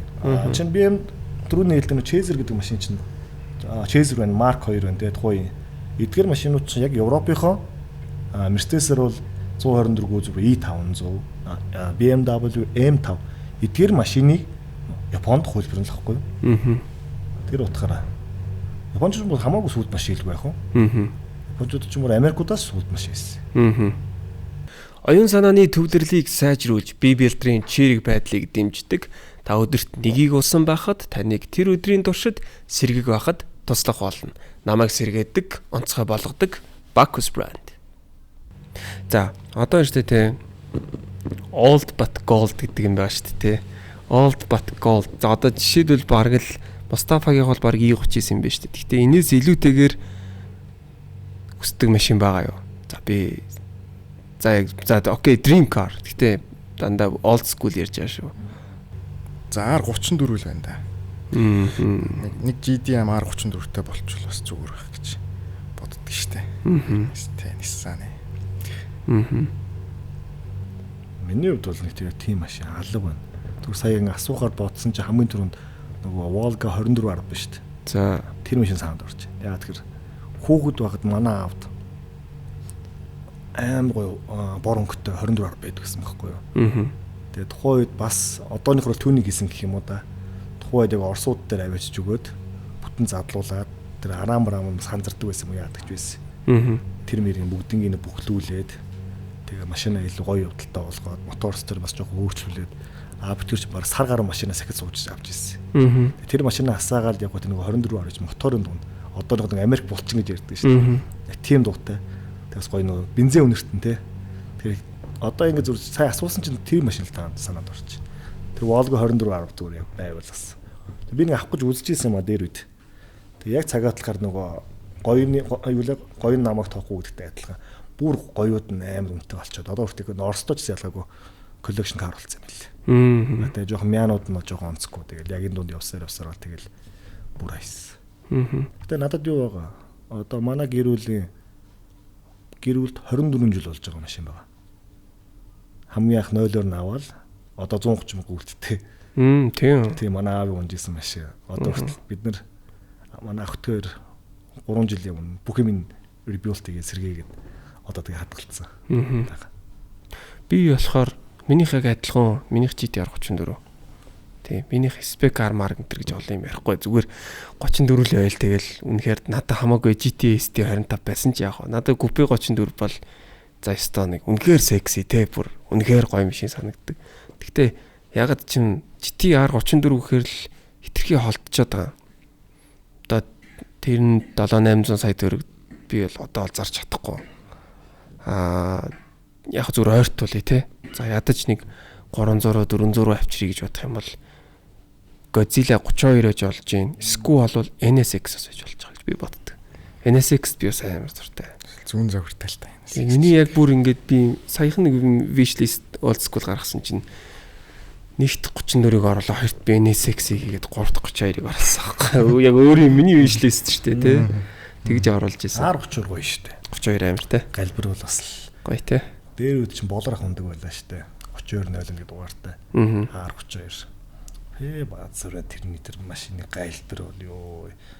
Нүдэнд харагддаг шүү дээ. Манай ажил дээр ирээл. Манай бонод үзгээл. Унаад бас тэр турбоны твин турбон тэр дуунаас жоохон ёнгосон дуутай шүү дээ. Тэр дуу те. Тэгээ нэг юм R32 ч нэг юм амар цул явдалтай биш нэг болд. Тий, яг үнэ. Жизэд ихсийг бодох юм бол. Тий. Chaser market гэдэг хэлбэл юм болд явдалтай биш. Тэр нас амар гой санагдчихсан. Гэхдээ яагаад ч чинь би бол чиний эсрэг юм байна. Би бол Nissan яг итгэдэггүй. Тийм үү. Сүүлийн загвар өөрөлтөө ер нь л old school багт. Тэгэхээр хамгийн анх ч нөгөө Монголын хамгийн анхны Silva ирж илаа шүү дээ. Азараас манай хамаатны ах дээр ирэл. S15. Тэгэл ер нь жоохон итгэж чаддаггүй. Хүндүнтэй бас тийм брэнд байд юм шиг байна. Би ингээд зөндөл Eva Mevo тухайн үед онж үзчихсэн. Тэгэхэд нэг юм AVD feeling ерөөсөө өгдөггүй байсан. AV. Тэнгүүд GTR 32 суусан чинь яг юм ялчгүй яг нөгөө болд явдалтай тий AVD feeling бүр яг өгчихсэн байхгүй. Тэгэл.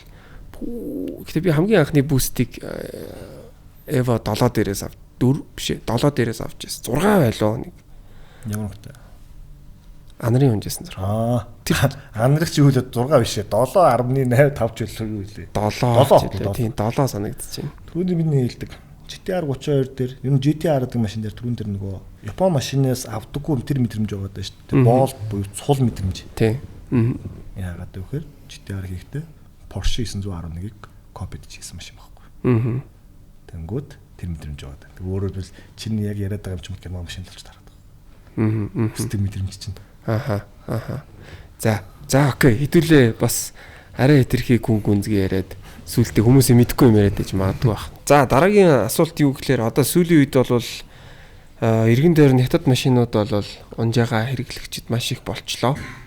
Тэгээд хятад машин дээр бол ёстой нэг хэрүүл уруулж болж ин сайн сайхнаар ширж ин саараарчиг ярьж ин зөндөөл ийм ярианы сэдвүүд эргэн тойронд бол байна. За хятад машин ер нь Монголд хэр тохиромжтой юм. Тэнгүүд хятад машин гэхээр өөрөөсөө л ойлголт. Тэр чин дотроо сайн муу гэл яг л адилхан байгаа шүү дээ. Тэгэхээр ер нь та хэд дээр ерөнхийдөө сайнтай ч муутай ч хятад машин унж байгаа хүмүүсийн буцаад ирж байгаа фидбек хэр байна? Ер нь хятад машины талаар ярилцъя. Хятад машины талаар ер нь манайхаас их хүсэл тавьдгийн. Хятад машин дээр бичлэг хийгээд өгөөч. Хятад машин ямар вэ? Жили ямар вэ? Чанга ямар вэ гэж ороод ирдэг л дээ. Гэтэ яг миний зүгээр хувийн одоогоор нэг баримталж байгаа юм болохоор ямар нэг хятад машин дээр бичлэг хийхгүй гэсэн бодолтой байгаа. Ягаад гэх юм бол яг жоохон эртдэж магадгүй. Жоохон хүлээх хэрэгтэй байх шүү. Жоохон цаг хугацаа хүлээх хэрэгтэй. Тэгээ юу юугөө тэгэл яг дийлрүү зөндөө хүсэл тавьсан л та. Тэгээ юу юугөө мөнгөний төлөө тэгэл аваад нэг жоохон магтаал сайнтлын яриад тэгчих нэг сонирхол бол байхгүй. Жоохон харъя. Тэгээ нэг жоохон хөшөө хүмүүс унж дуусаг. Тэгээ нэг үйлдвэрийн баталгаа хугацаанд дуусаг. Тэрний дараа ямар байх нь тэр үед л нэг ревю хий гэсэн бодолтой байна. Одоохондоо би бол хинт ч муулахгүй, бас хинт ч зөвлөхгүй тэгсгээл ер нь байж байгаа. Яг нэг үнэхээр яг за үнэхээр аваараач гэдэг юм уу те. Эсвэл үнэхээр муу шууч гэдэг тийм одоохондоо юм бол орж ирэхгүй байгаа. Арай эртдэх байх л гэсэн дүгнэлттэй жоохон чимээгүй адансан байдалтай л байж байгаа. Яг манай зүгээс бол тийм. Түрүүн нийлдэг яагаад хэтгдэж яриад байгаа чинь бас нэг цаанаа нэг агуулга байгаа шүү дээ. Чанаргүй гэдэг гэж ярих гээд байгаа шүү дээ. Хятад гэдэг одоо символ одоо яриад байна шүү дээ. Санаа нутгаа агуулгын дотоод ухамсарт нэг юм байна. Дотоод ухамсарт тийм. Тэгээд миний хувьд бол ав гэж зөвлөнө. Яагаад үг гэхээр нэгдүгээрт Генри Форд хэлсэн үг гэдэг хамгийн сайн машин гэж ямар машин хэлэх вэ? Шинэ машиныг л нэгд. Хоёрдугаарт үйлдвэрийн баталгаатай, үйлчлэх нь эрэхтэй, зөвдөлтөө өрүүлтэй тийм ийм машин. Тэнгүү чанар яриад шүү дээ. Тэнгүүд мэдээж энэ тэрбум 400 сая гэнтэй уус тийм ээ. Хятад бараа бүтээгдэхүүн хуучин чанаргүй байсан. Тэ? Гэхдээ энэ чинь нам засгийн бодлого тэ. Тэгээд улс орных нь одоо өдөртөгчд хийж байгаа энэ үйлдэл бол сүүлийн үед гарч байгаа технологиудыг бид барах болчихлоо шүү дээ. Тийм ээ? Тэгэхээр үүний адилд хятадын автомашин үйлдвэрлэгч нарт ямар бодлого үндсэндээ баримталсан юм бэ гэхээр гадаадын томоохон брэндүүдийн хувьцааг нь худалдаж авъя. Худалдаж авснараа улмаар joint компани болгоод тухайн брендийн ноу-хавыг хятадын машинуудаар оруулж ирье гэж байгаа. Жишээ нь одоо саяхан дөнгөсөн л огтхой Land Rover Jaguar брендийг чинь BYD авч байгаа гэж би сонссон. Тийм үү? Тийм. Жишээ нь тий Татрагаас авч байгаа юм лентик. Тэгэхээр юу хэлэх гээд байна вэ гэхээр түр Мостафадаг санал нэг мэдээж яг бас жоохон хардсан ч магадгүй л дээ. Гэхдээ энэ тал дээр бас хоёр талаасаа харъя. Нэгдүгээр эдийн засгийн тооцоо хийж үзье тийм ээ. Шинэ машин худалдаж авъя. За ялгаагүй нэг 70 сая төгрөгийн шинэ машин авъя тийм ээ. Ингийн дундаж одоо бидний сайн мэдгээр харьяар төрлийн машин гэж яриа тийм ээ. За бид нар Японоос одоо хэд настай машин авах уу те 7-8 настай 100 гаруй мянга 150 мянга явцсан машиныг ялгаагүй энэ үнээр авах бах те 70 сая төгрөгөөр. За тэгээд энэ машины чинь бид нар монголчууд бид нар бэлэн мөнгөөр шууд авч чадахгүй. Тэгэхээр бид нар санхүүжилтээ анаас гаргах юм бэ. Банкусын зээлээр авъя би. Тэгвэл банкустаар би ялгаагүй 10% нөхчлөө. Дөнгөд би сарын 2.5 3% хүүтэй санхүүжилтийн зардал гараа явчихж штэ энэ дээр чинь. Дээр нь дахиад би 3 жил машинда бүх сервис юм. Яг тэр монголчууд унджаар 3 жил машин ундаг. Бүх нөө тосмаас зардлууд нь гараа явчихж байгаа ш тийм ээ. Эвдэрх юм бол яг би өөрөө л тэрнийхээ араас хөөцөлтөн тий. Тэгвэл шинэ машины хувьд яаж байгаа хэр урьдчилан ялгаагүй 10% байгаа хэдий ч зээлийнх нь хүүн өөрөө 1%, 1.2% байгаад байна тийм ээ. Тэгэхээр санхүүжилтийн зардлууд айгүй бага байгаад байгаа. Тэг миний өөрөө хийсэн тооцоогоор бол 70 сая төгрөгөөр хуучин машин, Япон машин авч яхаар 100 сая төгрөгөөр цоошин машин авсан ашигтай гэдэг тийм байс уртаа байгаа. Шинэ машин унал та тий 3 жил эвдрэл ямар хамаатай. Үйлдвэрлэгчийн баталгаагаа гэрээгээ сайж аваачд өгчих, зөвдөлтөд өрөлттэй машин ядаж аюул ословаргүй. Тэг байдлаас нь харж байгаа. Нөгөөтэйгөр хятадын үйлдвэрчин төрөний ирдэг Mercedes би одоо баг дэлхийд Хятадын брэндүүд бүх томоохон компаниуд хувьцаа эзэмшсэн, хамтарсан компани байгуулсан гэж явж байна. Тэр утгаараа сүүлүүд хятад машинууд аягүй их дэлхийд даяар гарч ирж байна л да. Зөвхөн Монголд ч энэ үйлдэл явуулж болоод байгаа биш. Дэлхийд даяар маш их хятад машин хүчтэйгээр түрэн гарч ирж байна те. BYD-ийн хувьцаа бол одоо сүүлийн жилүүд байгаагүй маш өндөр огцом өсөлттэй байна шүү дээ. Тийм ээ. Тэгэхээр энэ цаг үеийн одоо ингээ хийж байгаа Мустафатайгаа адилхан бас ингээд цаг үеийн магадгүй болов гэж магадгүй. Тэгэхээр та бол томоохон компаниас модалд авчих, найдвартай компаниас. Жижигхэн компаниуд Монголд хятад машин дэлгэр зөндөө байгаа. Өөрөөр хэлбэл Монголд ч нөгөө автомашины боловсон хүчин, ажиллах боловсон хүчин маш тотон буусах байхгүй юу? Одоо гарын 5-3-нд хүрэхгүй маркетингийн менежертэй байхгүй автомотивын чиглэлийн. Гарын 5-3-нд хүрэхгүй автомотивын захиралтай ийм л буусах байхгүй. Тэр утгаараа болохоор том компаниас, найдвартай компаниас нь шинэ хятад машин авах бол хуучин Япон машин авснаас санхүүжлийн зардлын үед, аюулгүй байдлын үед илүү үд үзэж байгаа. Хятад брэндүүд сайжирч байгаа. Улмаар бүр сайн болох уу? Сайн болно. Зөв нэг жишээ аваад ярив. 2017 он санагдаж байна. Бүр ихнийх нь юм байна. Дугуун дээр жишээ авч ярив. Дугуун дээр. Анх 2014 онд Монголын дрифтийн холбоонд би байсан. Тэр үедээ бид нар бас ингээд дотроо манаач өрсөлддөг те ингээд нэг нь клип хийгээл нөгөөт нь клип хийгээл нэг палстер шоу хийх нөгөөт нь хийдэг ч юм уу. Тэгээ бид нар энийгээ болёо. Дотроо өрсөлдөд яах вэ? Илүү гаргашаа гарыг. Тэгээ тэр утгаараа сегний ажил дааж аваад тамирчтай хаашаа аваад явах уу гэд. Тэгээд хятад руу явах уу, Орос руу явах уу сонгож байгаа. Тухайд нь Орос руу явах болсон бид нар. Өөндөө. Тэгээ бид нар өөндөө очиж Орос руу очиж дрифтлэх юм байгаа ч тийм ээ. Тэнгүүд Оросын тамирчид бүгдээ triangle гэдэг хятад дугуй хэрэгжижсэн байхгүй юу? Хятад дугуй. Тэнгүүд бид нар яасан бэ гэхээр асуудаг байхгүй. Та нар ч юу хучаад дугуй хэрэглэдэг байгаа юм бэ гэх тээ. Тэсч үзсэн. Хоёр дахь юмтан яг адилхан гэдэг байхгүй. Ерөөс. Тэгээд Монгол тухайд ямар байсан бэ гэхээр хуучин юу вэ? Шинэ Солонгос дугуйнаас хуучин капитал Япон дугуй дээр ирдэг юм үзэл сурталтай байсан тухайд. 16, 17 оны үед. 14, 5 оны үед чинь.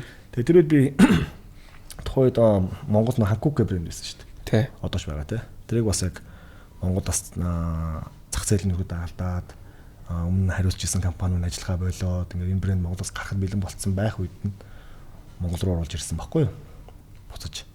Тэгээ яг энэ хариуцаад ажиллаад бас энэ явж байгаа хугацаанд Ханкук дугуйг бүтээгдэхүүн хөгжүүлэлтийн галдан дарга Мистер Парк Живэн гэдэг хүнтэй танилцж ирсэн би ч уулзаад. Тэгээ нөхөр юу исэн бэ гэхээр яг энэ үйлдэл чинь байсан юм бэлээ. Одоо ийм төрмийн хэлэх гээд байгаа. Тэр хүн болохоор Европт 8 жил ажиллаж байгаад Монголд ирсэн байхгүй юу? Тэгээ битгээрээ өвөл яваад тест мэст хийгээд дугуун тест хийжсэн. Тэр хүнээс би асуугаад та ингэ 8 жил байхдаа юу ич вэ? Ямар амжилт гаргав гэсэн чинь шинээр гарч байгаа Европ машинууд дундаас Европ машинуудыг 80% би Ханкукта гаргадаг болгочлоо гэдэг байхгүй юу? Тэдэрт нь бидний сайн мэдэх Mercedes-Benz, BMW, Land Rover одоо юу гэдэг юм Porsche бүгд байгаа. Одоо ч гэсэн MSM-дээс зарж байгаа зарим машинуудаас ялангуяа седан машинуудын дугуйд Ханкук гэдэг байхгүй юу? Та чи ямар мундаг юм бэ? Амар ажил хийсэн байж тээ гэсэн чи. Энэ зүгээр төр зур юм байна өө яг үнэхээр. Удахгүй бид нар хятад дугуйг барахаа болно гэж хэлжсэн байхгүй юу? Одоо бол тэр хүн бол нөгөө Европ дугуйгаа одоо ингээд гүцээд Япон дугуйгаа гүцчлээс зах зээл ингээд аягүй гоё ажиллаад тэгсээд хятадаа гүцэхгүй гэдэг тэр үгийн тэр миний толгоор амар орж ирсэн байхгүй тухайд. Тэгээ яг энэ үзэл судлаараа би яг энэ одоо ч гэсэн байдаг. Хятад машин өмнө маш муу байсан. Нийт хятад бараа муу байсан. Одоо сайжирсан. Бид нар энэ технологиг нь одоо ч хэрэглэж одоо энэ мик ч юм уу тийм зүүж байгаа зүйлс ялгаагүй шүү дээ бүгд. Тэр одоо сайжраа явж байгаа. Магадгүй 5-10 жил. Гэхдээ энэ 5-10 жилийн дараах сайжралт нь магадгүй бус улсын 20-30 жилийн ихтэй адилхан сайжралт маш богино хугацаанд илүү авах байх. Тэгэхээр яванда хятад машин бас бүр илүү сайн болох байх. Тэгэхээр бид нар энэ дээр хойшин суугаад тэгээ хүмүүний капитал машин буюу тэгээ ингээд 6, 7, 10 жил хэрэгэлсэн 100, 200 мянга явцсан машин унаад ингээд тасцсан байж болно. Яа тэгээ бид нар шинэ юм дурггүй шүү дээ.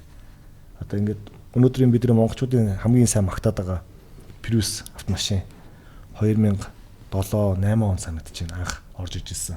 Prius шиг муу машин байгаагүй шүү дээ. И дорхон нэвд ирчдэг, тал үнээр нь хүмүүс буцаага зардаг. Тийм л байсан шүү дээ. Тэр Prius шиг муу машин байгаагүй. Одоо өнөөдөр ингээд Prius шиг сайн машин байхгүй болсон. Prius 10 орж ирчихлээ. Нотхаан юу нэг усныхын помп нь асуудалтай. Тэгээл нэг асгаа болчдөг. Гүүпэрний юм юутэй судалтай юм үстэй тий. Хар тий, саардаг. яг орж ирж байгаа чинь анх чинь нөгөө 103 иддэг машин 4 иддэг машин ингээд зарцсан. Зах зээлийн үнэлгээний тухай үед чинь баг нэг 6 саяар зарж ирсэн үү яаж ирсэн тухай үед. Тэгээд манайч бөөндөө авсан нөгөө машин эвдэрэхгүй үед шинэ технологи. Тэгэл Прус шиг боо машин байгаагүй ш тэр үед. Тэгэл 11-нд гарч ирэхдээ хүмүүс ч муулаа тий наач хогийн машин гэл. Тэгэд явсараа 20 градус одоо 20 одоо баг Монгол баг Прусыг муулах юм бол баг зододгүй тий.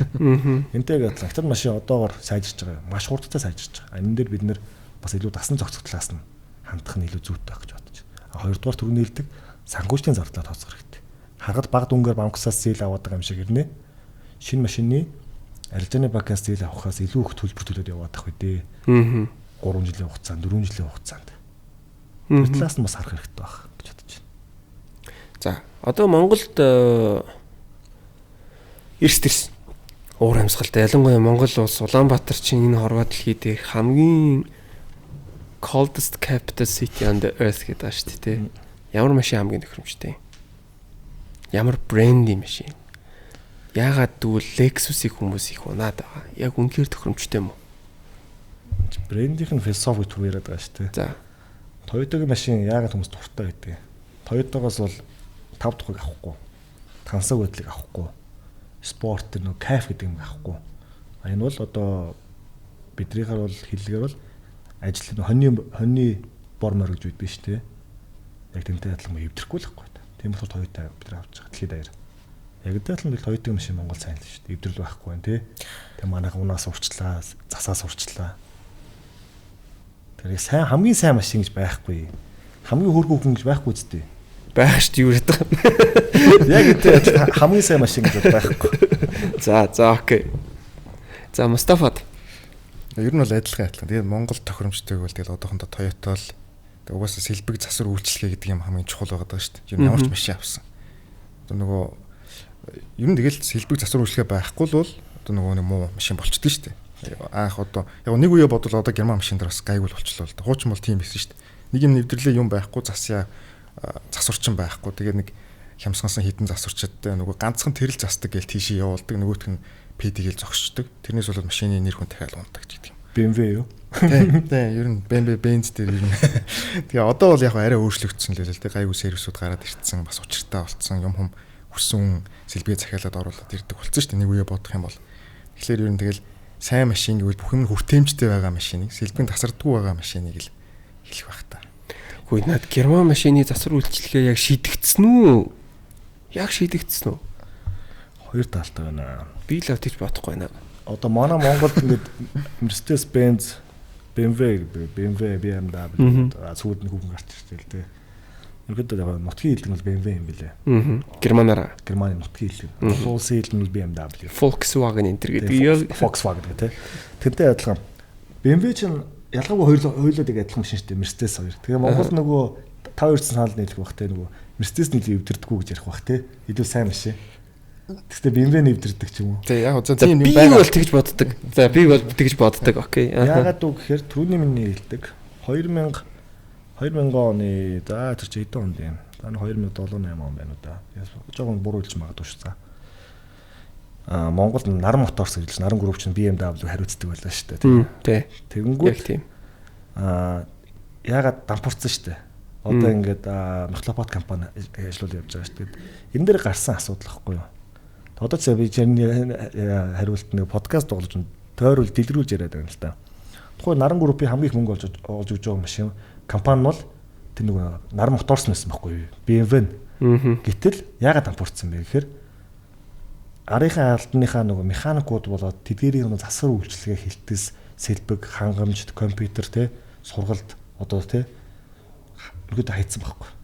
Тэнгүүдээ зөвхөн машин зарж байгаа хүмүүстэй сайн цалин өгөө, сайн урамшуул өгөөд өгдөг. Цаатлынхаа нөгөө хүмүүстэй байдаггүй. Гэтэл нөгөө анхны машиныг бол худалдагч зардаг, хоёр дахь машиныг механик зардаг гэж үг байдаг байхгүй. Тэгэхээр энэ дээрээс болоод тухайд BMW Монгол дампуурч ирсэн. Нарангийн засвар амар үнэтэйсэн шүү дээ. Манай нэгнээс E60 ундаг байж байгаад нэг жохон юм нэвтэрчтэйгээ би хамт засвар руу очижсэн. Яг одоо энэ их тайвны гүрний доотл засвар нэдэж шүү дээ. Йоо. Жохон юм засварлах гэж очсноо бүр ингээд түмэн юм нэвтэрсэн байна гэж хэлээд миний нүдэн дээр тухайн үеийн 4-5 сая төгрөгөөр засуулаа гарч ирсэн би байрсаа санддаг байхгүй. Ийж аргиж ядчих тийм эвдэрч дуусахгүй машин шиг. Уул гоё харагддаг тий. Үнэхээр гоё машин л та яа. Монголд байгаа сэлбэг одоо герман машины сэлбэг үнэтэй гэж ярьдаг шүү дээ. Засварын хувьд бол ерөнхийдөө сайжирсан шүү. Сайжирсан. Тийм. Энэ бол ямар ч унаадаг асуудал нэгт. Хоёрт 2014 оноос хойш за яг нэрийн хэлбэл 2018 оноос хойш герман машин эвдэрхэ болцсон. Барт хоёр ташиг гэж ярьж болохоор 18-9 оноос хойш машин эвдэрхэ маш багассан шүү юу. Одоо юу гэдэг хуучин шиг ингэдэг нөгөө жилд заавал засвар ороод нэг солиулдаг, нэг явахдаг солидог байсан бол одоо 2018 оноос хойш үйлдвэрлэгдсэн машинууд тийм ч болсон. Яг адилхан. Яг бид нар дунджаар 3 жил машин уудаг монголчууд. Бид нар дунджаар энэ хугацаанд машин юм хэлэхэ болцсон шүү. Ер нь герман машинууд тийм болчихсон байгаа. Тэг яагаад тэр нэг томоохон технологи шинжилгээ гарсан л да. Тэр герман машинууд засвар бол байгаа. Ямар ч асуудал байхгүй. Түрүүний хэлдэг нөгөө манай Монгол дийлэн сэлбэг аяг үнэтэй байдаг шүү дээ. Тэг хоёр зах зээл гардаг. Тэг би энэ дээр нэг зүйлийг хэлэх гээд ер нь нэгдүгээр түрүүний миний хэлдэг Монголд автын яг энэ төрлийн боловсон хүчин байхгүйгээс болоод яг энэ асуудал чинь гараад байгаа юм байлээ. Надад тохиолдсон зүйл юу гэхээр бид нар бас нөгөө Volkswagen дээр нөгөө хүмүүсийн хамгийн их хилдэг гомдол واخгүй юу? Сэлбэгчийн үнэтэй нэ л гэдэг байхгүй. Тэгээ судлаад үзээд бид нар ингээд энийг ухаа төнхөөд явахгүй юу? Тэгээ яадаг байсан бэ гэхээр энэ чинь том тухайн цаад нэ сэлбэг нийлж байгаа компанитайгаа гэрээгээ эхлэх юм байл л дээ.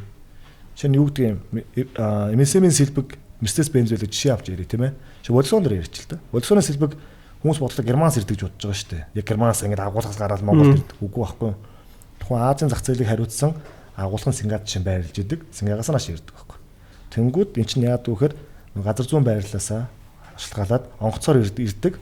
Тэнгүүт нөгөө тээврийн гэрээгээ анханасаа манах чинь буруу хийсэн байсан байхгүй. Тэр нь яадаг байсан бэ гэхээр жишээ нь би 100 г жинтэй $1000 үнэтэй сэлбэг байхгүй юу? Авахад тээврийн зардал нь 95% буюу дахиад дээр $950 нэмэгддэг гэсэн байхгүй. Уул нь 100 г ачаа штэ. Тэр нөхцөлтэй байсан манайх чинь тухайд.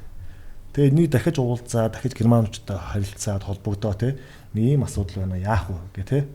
Тэнгүүд чинь германчууд бас эрсдлээ тооцоод. Тэгвэл чи $100 үнэтэй 20 г ачаа авсан ч гэсэн тэгвэл $100-ын л сэлбэг $95-ын л тээврээ төлнө штэ уулна гэж байгаа байхгүй юу. Тэнгүүд бид нар чинь судалж үзээд за бидний нийт авч байгаа Монголд ирж байгаа импорт ирж байгаа бидний оруулж байгаа сэлбэгийн жин ямарын, овор ямар гэж үзэж жагаад за одоо тээврээсээ өөрчилж бид зөв логистик нь болохгүй байсан шүү дээ тийм. Карго руу мөнгө төлчих гэсэн байхгүй. Тэгээ манай сэлбэгийн үн тэр даруй шууд 30%, 40% хямдарч ирсэн байхгүй. Ашиг компанид орж байгаа ашиг нэмээрээ хэрэглэгч илүү төлж ирсэн зардлыг бид нар бууруулж ирсэн. Тэгээ яг энэтэй адилхан одоо бол дилерүүдийн хувьд бас энэ төрлийн асуудал байдаг байхгүй. Тэгээ нөгөөг герман машин сэлбэг үнэтэй гэж яриад байдаг. Podcast room-ийн хамтрагчаар MFT Forex бид бүхэнтэй хамтран ажилладаг үлээ. За тэгэхээр MFT Forex Earth and Crypto Day-г тохиолдуулан traders төгөл хэмээх төслийг санаачилж байна. Тэгэхээр за уг төслийн зорилго бол арилжаачид нэгдэн хамтдаа байгаль дэлхийдээ хувь нэмрээ оруулж traders төглийг бүтээхэд оршиж байгаа юм аа. MFT Forex Crypto арилжааны шимтгэлээс олох орлогын 50%-ийг за төсөлд хандивлах ба арилжаач танигч бас энэхүү ногоон алхамд нэгдээсэй хэмээн хүсэж байна. Тэгвэл traders төгөлд хэрхэн нэгдэх вэ? Trading application-д байрших traders төгөл төслийг сонгон өөрийн нэртэй модыг тарих боломжтой. Мөн бидний сошиал хуудас дээр байгаа төслийг өөрийн сошиал хуудасандаа хуваалцсан ч мөн таны оруулж байгаа хувь нэмэр юм шүү. Гэт podcast room-ийн хамтрагчаар MFT Forex бид бүхэнтэй хамтран ажиллаж байна. Дараагийн нэг асуулт байна. Энэ ийм шүү заяа. Машин худалдаж авахд юм дээр анхаарах уу гэдэг юмний тухай ярих гэж байна. Гэхдээ Монголд явж исэн машин шүү заяа. Монголд явж исэн машиныг хүн худалдаж авч болно шүү дээ. Заавал хүн болго угаасаа л орж ирсэн машин унахгүй байгаа. Тэгэхээр Монголд явж байсан машиныг худалдаа авалт хийхдээ юун дээр анхаарал ер нь зүгээр бол. За энэ наадах дээр чинь зарчмын үндэслээд яг манайх яг энэ шоурумын чиглэлээр машин борлуулах үйл ажиллагаа эхлүүлсэн. Юу байсан бэ гэхээр айгүй нийтлэг тохиолддог байсан байхгүй юу? Нэг хүн ингээд нөгөө машин мэдхгүй өмнө бид нэг ингээд машин худалдаж авахдаа нөгөө хэллэгээр бол үзмэрч гэж нэрлэдэг тийм ээ. Заавал нэг машин мэддэг хүн гуйдаг аваад явдаг тий. Нэг хүнтэй очиж үзсэн дээ мандаа хараад өгөөч. Тий. Тэгээ нөгөө машин буудаг хийж өмөргөлж юу яаж юу айгүй асуудал байлаа шүү дээ. Тэнгүүд бидний автомашин зарцуулдаг төсөв маань өөрөө нэг дөр нэмэгдсэн байхгүй юу? Шинэ 2016-7 онд хүн орон сууцыг одоо юу гэдэг 250 сая төгрөгөөр авдаг байлаа гэж бодоход Land Cruiser 200 гэдэг машин тухай 110-20 сая төгрөгт байсан байхгүй юу? Одоо тэгсэн чинь 300 сая төгрөг 500 сая төгрөг хүмүүсийн нөгөө зарцууд төсөв нь ихсчлээ шүү дээ. Тэнгүүд энэ төрлийн айх ажил нэгсэж байгаа байхгүй юу? Нөөдлөр эрсдэл нэгсэж байгаа гэсэн үг тийм ээ. Яг эндээс л манайхан эхлүүлжсэн. Яасан мэхээр манай дээр ингээд миний таньдаг хүмүүс ч юм машин авч надаар ирэхэд нөгөө хүмүүс асуугаад одоо ч бас тийм хүмүүс байдаг юм билээ ялангуяа энэ жижиг газрууд дээр ямар ч бодоггүйгээд машин өгчдөг тий. Гэтэл нөгөөт нь бүтэн буудсан ч юм уу эсвэл нэг өөр юм буудсан ч юм уу тий. Тэг километр нухраагүй гэдэг. Сүүлдээ бүр ийм үг бүр сонсч байлаа шүү дээ. Километр нухраагүй 200 байдаг юм аа гэд. Бүр тийм үг сонсч байлаа шүү дээ. Тэгээд яг энэ дөрвөөс манайх ерөөдөө шоурумуд ажиллаж ирсэн. Автомашин дээр. Яг тэр яг энэ дөрвийн айдас байгаа даа. Одоо илүү найдвартай газар байх хэрэгтэй юм байна. Тийм учраас манайх машина заръя. Манай машинууд дээр яг ялгаагүй бид километр ухраахгүй. Ямар нэгэн засвар хийхгүй. Хэрвээ тэр машин дээр жижиг хэмжээний асуудал байх юм бол тэрийг одоо өмнө хийлсэн ч юм уу те. Тэгмэл тэрийн заавал тухайн авч байгаа хүнд нь хийлээд хоёр талын хооронд нь заавал гэрээ контракт гэж байцаалж байгаа. Заруулж байгаа нь машин дээрээс нууж хаасан асуудалтай буюу километр ухраасан те. Ославарт орсон машиныг заруулсан байх юм бол хариуцлага таа хүлээн шүү гэж байгаа юм. Авж байгаа талд нь бас яг энэ тэрийг шуудраг. Тий. Энэ гэрээ манайх шиг. Манай энэ шоурумын үйл ажиллагаа үндсээ үйл ажиллагааг тэгж явж байгаа. Тэнгүүд нөгөө хүмүүс ч машин авахдаа ганцаараа ирдэг болчих жоохгүй манай дээр. Яг нэг айц байхгүй. За эднийхээ явуул шүү. Бид нар үнээр нь хилэл өгчдөг. Ямар ч бодоггүй. Тэ? За Куберний болгонд бодтоор бодогтай ч юм уу. Тэр хилэл өгчдөг. За одоо автоарт дээр бол ингэж байгаа. Би бол мэдж байгаа. Ер нь хамгийн хямдхандаа л нэг 150-аас эхэлж явах зарж байгаа юм шиг надад. Тийм үгүй юу? Тийм. Бид нар ер нь бол нэг 100 саяас эхлээд 2.3-4 тэрбум төгрөгийн үнэлгээтэй машинуудыг бас борлуулалтын хийж хөдөлгөөнд оруулж үзлээ л дээ. За тэгвэл шүү дээ те. Мустафа дээр за машин борлуулдаг байж болно. Гэхдээ машин сонирхдаг. Одоо яг энэ индастри дээр байгаа хүний хувьд зүгээр энгийн те дундаж хэрэглээний машинуудыг зүгээр авлаа гэж бодоход Монголд тавьжсэн машин дээр юун дээр нь худалдаж авахтаа анхаарал зүгээр. Энэ амар хэцүү асуулт байхгүй. Ер нь бол одоо ингээл 1000 шалгаал гүйлт нь ориг мориг гээл те. Яг үндэ ингээд бүр гайл дээр нь ч янзлцсан тохиолдол байдаг байхгүй. Зургийг устгацсан ч гэдэг юм уу те. Юу бол нэг саяхан нэг бичлэг хийсэн ер нь тэр талаар. Тэгээ хүмүүс бүр дараагийн юуг нь бас нэхэд хэлээ л те. Гэтэ яг очиж үзэхдээ яах вэ гэсэн бичлэг оруулаад өгөөч гэсэн байсан. Гэтэ яг тэрэн дээр бол үнэхээр яг би зориглож бол хийж чадахгүй байдаг. Тэр чинь бол ер нь маш эрсдэлтэй. Үнэхээр. Тэгэхээр яг таньдаг хүн чинь л биш болж гэдэг юм. Үнэхээр яг азны л асуудал. Яг үндэ явж байгаа машин авъя гэвэл бүх юм нь яг оригиналаар яг байгаа. Мэдээж байгаа. Бүгд бол тийм бол биш. Гэхдээ цэвэр азны асуудал. Яг энэ тал дээр бол үнэхээр хэцүү. Яг мэдээж ингээл моторч дурын чагнаал те ингээл хааз маа зөвж үзээл юуг нь тосны шүүбийг нэг онгойлгож үзээл юуг нэг татаж үзээл те. Тиймэрдүү шалгалтыг хийх нь хийчих болно л доо. Гэхдээ яг цаанаа бол нарийн нөгөө түүхийг бол мэдэхгүй. Тэгээ одоо ч нөгөө будаг модгийг бол бас амар хийдэг болчиход байгаа шүү дээ. Үнэхээр мэддэхгүй. Өөрөө мэрэгжлийн өөрөө будаг хийдэг хүн л биш болж штэ. Тэгэхээр яг энэ тал дээр бол үнэхээр яг ингэх ёстой гэдээ хэлчих бол үнэхээр чадахгүй. Энэ бол боломжгүй. Яг боломж нь байдаг бол аль болох өөрөө захиалж л авч унах хэрэгтэй. Яг боломжгүй бол тэгэл тал нь азандаа найдаал, тал нь өөрийнхөө үздэг чадвартандаа найдаал те тал дээр хардаг чадварандаа найдаал. Тэгээ бас нэг хүний мэдрэмж байдаг шүү дээ. Яг машин авах гээд ирэнгүүт авах машин мөн үү биш үү гээл те нэг хүн мэдэрдэг шүү дээ. Тэрэн дээрээ тулгуурлаж л авах гэхээс бол явж исэн машин дээр бол хэцүү шүү дээ. Яг яасан ярил. Миний анзаарч ирснээр бол ер нь яг олон улсд бол тухайн дилер нөрийн төрлөө үйлчлэг үзүүлдэг юм байл л дээ. Одоо саяхнаас бол Монголоос нэвтэрж байгаа шиг байна. Нөгөө Q үйлчлэгээ гэдэг нэрлэлсэн 160 цагийн онцлогоо гэдэг. Гэтэ энэ ч бас апат юм байл яг үнэ хэлэхэд би Монголд 160 цагийн онцлогонд орсон ямар ч асуудалгүй машин гэдэг нэг дилерээр орсон машин авсан будагтай байсан. Жишээ нь. Үүнтэй адилхан. Тухайн ер нь бол гар дээрээс машин зарахгүй юу? Нэг хүн оруулаад нэг машин зардаг. Машин асуудалтайгаар эргээд ярьдаг, уцаад асалдаг, алга болдог. Нэг юм асуудал байгаа шүү дээ. Энэ зүгээр яг нөгөө зах зээлийн зарчмаар гэдэг шиг цаг хугацааныхаа явцад байдаг зүйл واخгүй да. Одоо чинь өмнө 20 30 жилийн өмнө жисэн өөр улс орнуудыг ийм л дамжлагаар явжсан бол яваандаа жижигхэн дилерүүд буюу жижигхэн компаниуд одоо ч манайх шиг жижигхэн компаниуд яг энэ төрлөг үйлчлэгээ эрхлээд ингээд явдаг юм байлээ л дээ. Тэгээд Монголд бол энэ төрлийн дилер нь өөр энэ төрлийн үйлчлэгийг үзүүлэх уулна одоо үзүүлэх зохистой байгаа. Гэтэл өөрсдөө ажиллаа яа гэж нэгээд зөвхөн өөрсдөө үйлчилсэн машиндаа зарсан машиндаа үйлчлэнэ гэдэг. Сүүлд нэг дилер дээр бол өөрийнхөө манаагаар зарагдсан машинд манай хашаагаар нэвтрэх хэрэгтэй гэдэг бүр тэм журамтай дилер хүртэл байгаа. Монголд. Тэгэхээр уул дилерээр явах хэрэгтэй. Яг энэ төрлийн үйлчлэгээ. Тэгээ манайх бас өөрсдөө бидэнд өөрт бас буруу бий. Заавал ингэдэг нөгөө бус руу биш. Хямдхан машин гэдэг тий.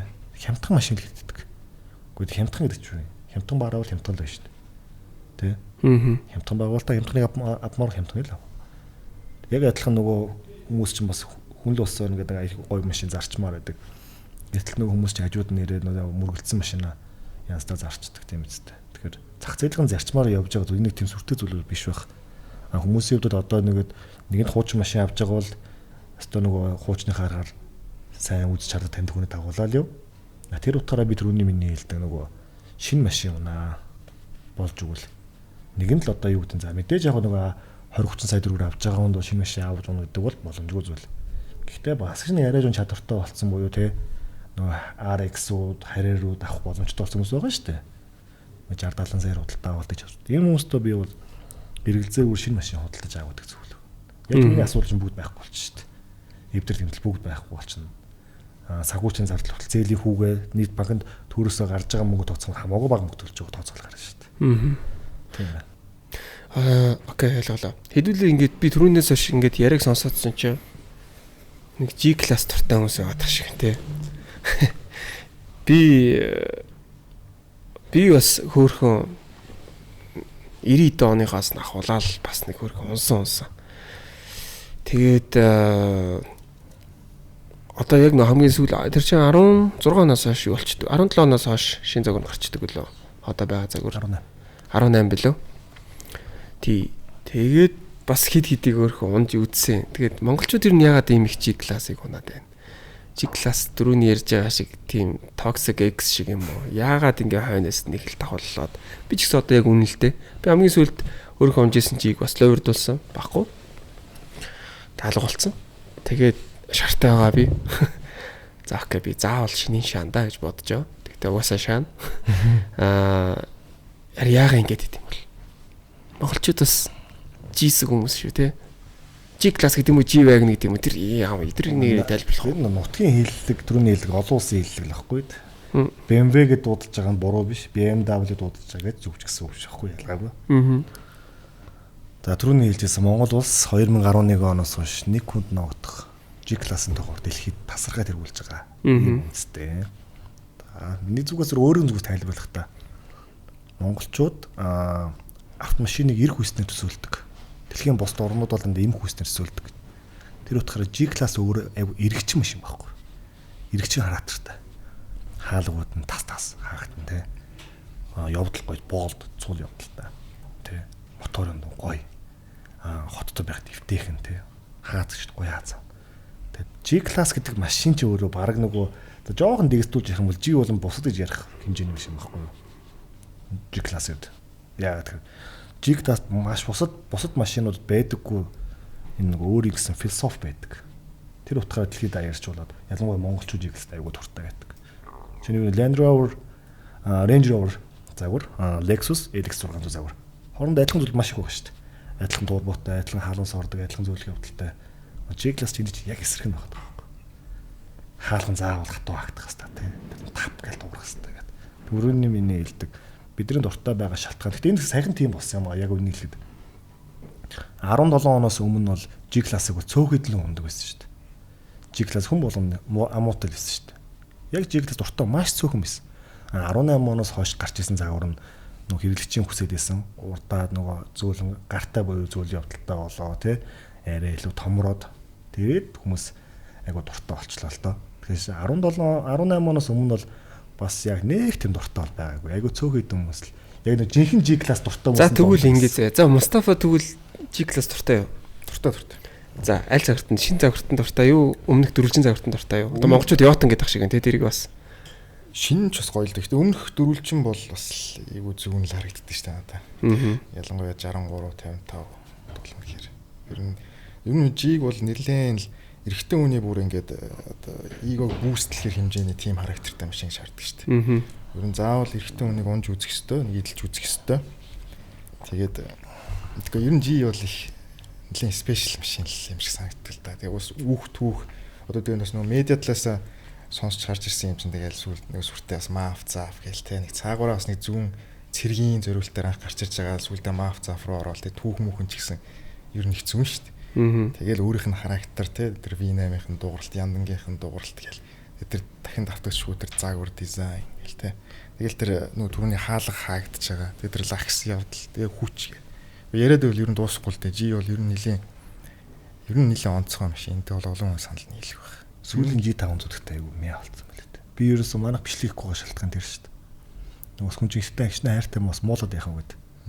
Шинэ G500 бол одоо шинэ гарсан 25 загвар бол тэр хөдөлгүүрийн дуу өрүүлээд тэр гольчонсон нэг юм нөгөө G-class 5 талтай харьцуулаад байдаг хүмүүс байдаг шүү дээ. Тэдний машин болсон. Тийм. Шинэ 63 болгоё.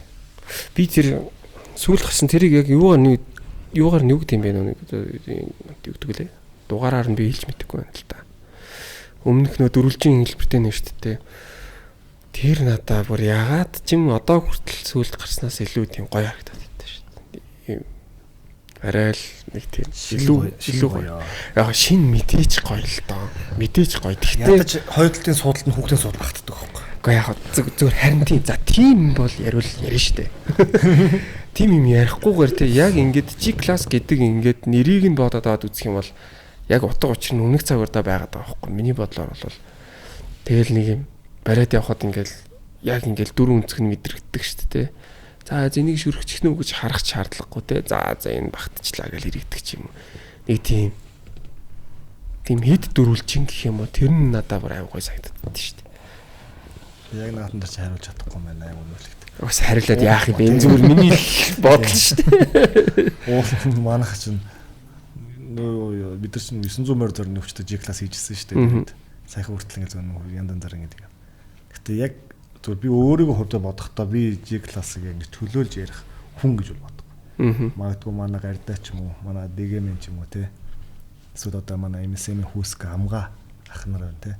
Эдгээр хүмүүс бол яг энэ талаар илүү гоё часис хариулдаг байх. Тэгэхээр яг миний хувьд бол яг энэ дээр бол хариулж чадахгүй. Ямарсан G-class бол түрүүний хэлдэг toxic X шиг машин. Салыгээд чи бус цаашаа өөр юм руу явсан ч буцаал энэ чинь боддог хүрээд ирдэг. Подкаст рүүмийн хамтрагчаар Oxbar бид бүхэнтэй хамтран ажиллаж байна. Чанар амтыг нэг доороос мэдрэнэ. Яг л таны хүсдэг амт Oxbar. Та CEO болон өөрт хамгийн ойрхон сүлжээ дэлгүүрүүдээс худалдаа авах боломжтой. За одоо ер нь за энийг нэг авчид аа гэж төлөвлөж байгаа юм шиг байна. Би ихлэ өөргөө гэлчихв. Би яг нэг машин бол ер нь онилж байгаа. Bronco онилж байгаа. Бигтэй очиж Bronco-г үзсэн ш Наба дээр очиж те. Raptor-с наад те. Тий, даанч Набагийн зарж байгаа машинууд үнэтэй юм бэлээ. Тэгтээ бас Raptor-с нь л та ялтчихгүй. Тэгээд тэр чинь 600 гэж лөө. Анхны Raptor шүү дээ тэр чинь бүр Монголд 600 530 мөч байсан. 500 хэд лөө. Хөөе чи хамгийн анхны Raptor байсан.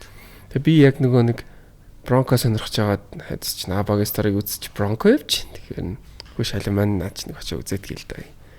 Тэгээ очиж үзсэн чинь ми санснаас би нэг 250 гээд нэг дугаараа явж ирсэн те. Тэгсэн чи яваас тэр үед бол ягаад ч 250 авцаа авахааргүй. Тэгээд яг Raptor-ыг харчин готлаа. За бас Raptor-ыг авахгүй бол бас тэнийг юм байна гэд бас бодогдчихсон. Ер нь бол. За би бол зүгээр одоо мөрөөддүүл Bronco-г бол бас бодож байгаа. Гэхдээ яг авдаг дээр авах уу гэдэг дээр бас бодно. За та хоёрд тийм бодож байгаа юм шиг юу вэ? Зүгээр нэг ойрын онилж байгаа юм шиг гэсэн үг те. Ер нь. Тий. Бүр холын мөрөөдлөх бол биш шүү дээ те. Холын мөрөөдлөх юм бол би өөр шал өөр юм яа л та. Ойрын мөрөөдлөх гэх юм бол ер нь бол би сүүлд GR86 их сонирхож байгаа.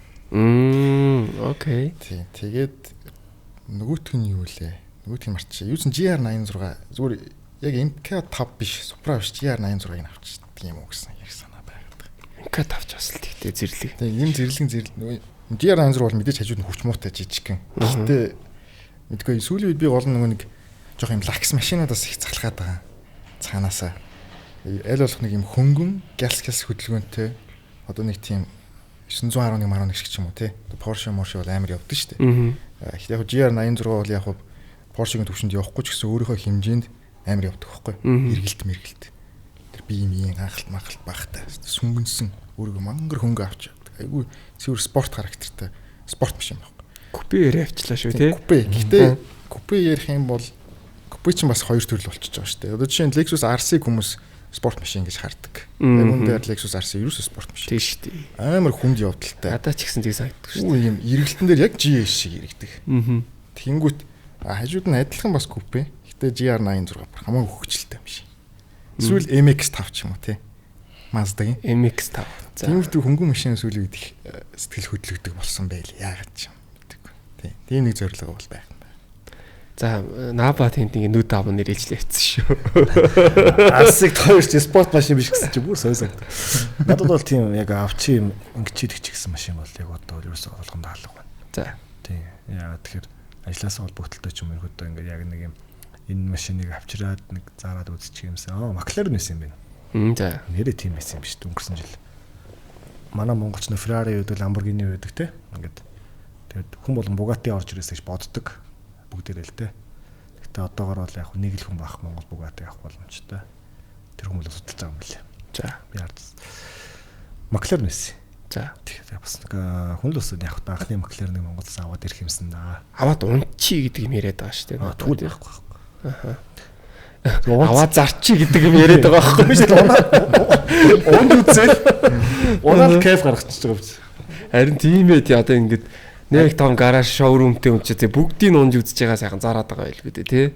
Тэр нөгөө YouTube дээр бичлэг хийгэрч бас нэг гоё юм дээр л дээ. Гоё бүсэн машин гоё унаад. Сайх стресс тайлчих чинь бас гоё шүү дээ.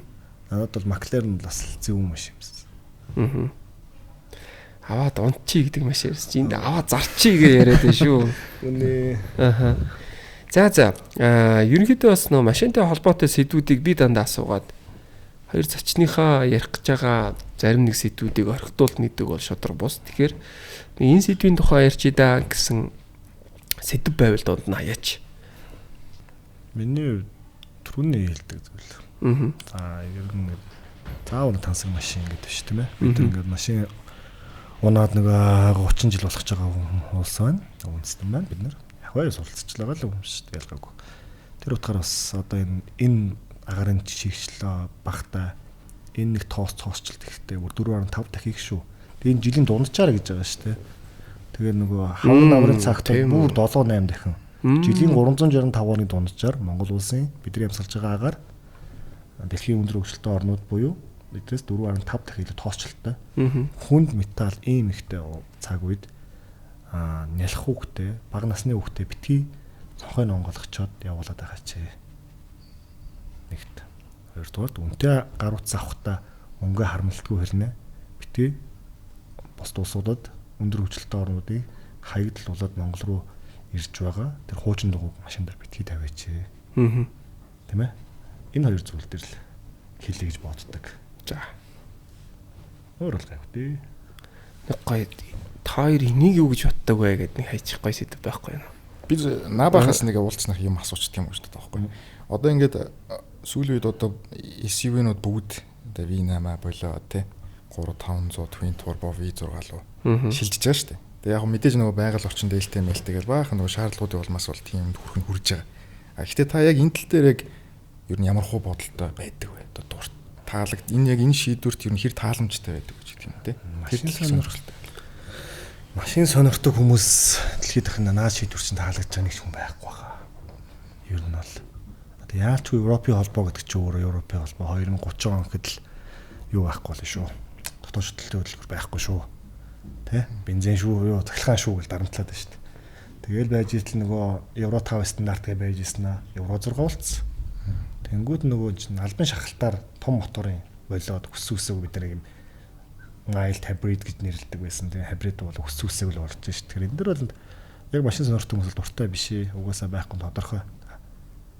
Тэгэхээр одоо яг тэр нэг цаг үеийн юм байна. Гэхдээ бид нар гоё цаг үед амьдарч ирсэн. Гоё цаг үед идэж үзсэн болохоор технологийн дагуул явж л байгаа хэлтэй. Надад дээр чи хамгийн хайрын санагддаг нь юу гэж? Raptor дээр Generation 1 ямар амар байлаа те. Тэгснэ Generation 2 ямар болж гарч ирлээ те. Тэр дуу шуу. Яа тэр яста би бүр ингээ Пүү ямар хайр юм бэ гэж бодогдчихсэн шүү. Тэгэл хүмүүс болохоор яг хоо тэр чинь 6200 гэдэг шүү дээ. Generation 1 чинь тэгэл зураар гэл алчих гал байдаг гэсэн чинь хоёр дээр биш гэл гараад ирэнгүүт чи ёо. Тэр өст амар хайр санагдчихсэн шүү дээ. Тэгээ нөгөө бүр яг тийм хорхотой хүмүүсээ бас нөгөө хайчаагүй юу бол байгаа юм байл шүү дээ. Raptor R-Mar гэдэг. Бас нөгөө V8 тавиад яг special edition бол явж байгаа юм байл л дээ. Ингээр Raptor-аас өөр яг V8 дээр Raptor. Одоо нөгөө юунаас болсон юм шиг байлаа шүү дээ. Нөгөө Dodge-ийн нөгөө юу RAM байгаа шүү дээ. TRX-с. Тэрнтэй хамааралтай бас өрсөлдөөн яваад ер нь өрсөлдөөн бэжиж бас нэг гоё юм маань үлддэг юм байл л дээ автомашин зах зээл дээр. Тэгэхээр нөгөө Raptor R гэж байгаа. V8-тэй байгаа. Гэтэ нэлийн үнэтэй. Хамаагүй үнэтэй. Тийм тэр шинэ санхүүгээр нь очиад дарамтлаа ичиж байгаа байхгүй. Тэр чинь хамаагүй үнэтэй болно шүү те ядж байгаа. Тийм ба. Өндөр хөгжилтэй орнод тэгэл дагахаас өөр яах вэ? 2030 хүртэл тэгэл хэдүүлэр иймэрхүү машин 2030-аас ууланд багасах байлгүй. За машин ирсэн дээр нэг замын хөдөлгөөн ярьчаад хэдүүл ер нь өндөрлөх тал руу орё гэж бодчих. Замын хөдөлгөөний дүрмэн дээр монголчуудынхаа нэг ингэчээсэ гэж хүсдэг зүйл бий юу? Манай замын цэдэг албан шүү дээ тийм. Айгуу сайн PR ажлуудыг айгуу сайн хийдэг ч тодорхой хөвдөд өгнөдөг. За бидний толгойд одоо хамгийн сайн үлдсэн PR ажил нь яарад яах вэ гэдэг ч тийм. Айгуу сайн PR ажил тийм. Яг энэ үеэр бол зам төвийн бас хөдөөр нут дээр айгуу баг гарсан гэж үздэг юм байна. Тэгэхээр одоо ингээ хэлэх гэсэн зүйл маань бол замын цэдгийн алба болохоор өөр энэ PR ажлууд айгуу сайн хийж байгаа. Энэ дээр айгуу хувийнхээ зүгээс айгуу талархалтай ханддаг. Шүүмжлэлтэй ханддаг зүйл маань бол ялгаагүй нөгөө л нэг жолоочдын төгжрлийн асуудал. Одоо төгжрөл яриад байдаг тийм. Тэгээ төгжрөл ярихаараа бид нэр ингээд өргөн замтай болго гэл өргөн зогсоолтой болгоод юу ч нэг тийм шаардаад байгаа шүү дээ. Энэ зүйл чи одоо ингээд 5-10 жил дээр бий болохгүй шүү дээ. Тэгэхээр бид нар өөрсдөөс нь төгж одоо Улаанбаатар хотын төгжрөл ингээд ярих юм бол би өөрөө хөвдөд өгнөхтэй нэг 20% нь биднээс өөрсдөөс нь болж байгаа дотроо дүгндэг. Нэг дөрөв нэг хаагаал тавьчихдаг тийм. Ингээд дөрвөн замын уул зурх нэгээрээ ээжэд орохын оронд тийм. Нэгэнд орчингууд араас нь ч гэж орч. Тэгээд чагчаглаа зогсчихдаг. Тэгэхээр энэ төрлийн асуудлууд байгаад байдаг. Тэгээд энэ дээр жоохон шүүмжтэй байдаг. Тэгтээ түрүүний хэлдэг. Угсаал бидний машин унаад удаагүй артсан болохоор яваа энэ сайжирд явна. Харин энэ дээр минь замын цагдаагийн албанаас айгүй хөрөөхөн PR ажлууд хийгээд байгаа санагддаг шүү. Та би гэж нэг явж исэн те тэр айгүй зүг байхгүй юу? Яг хамгийн гоё явсан PR ажлууд тэр PR-аад байх уу шүү дээ. Тэрнээс гарч байгаа зам төвийн ослын бууруултууд айгүй том үр дүн өгсөн юм байна. За миний үг гэх юм бол ер нь энэ жолооны курсүүдийг л бас их болдог бол нэлээд чангалмаар л байна л да. Ялангуяа одоо өчнөө шинэ жолооч нар зам дээр гарч ирж байна. Тэгээд толиндоо харахгүй байна.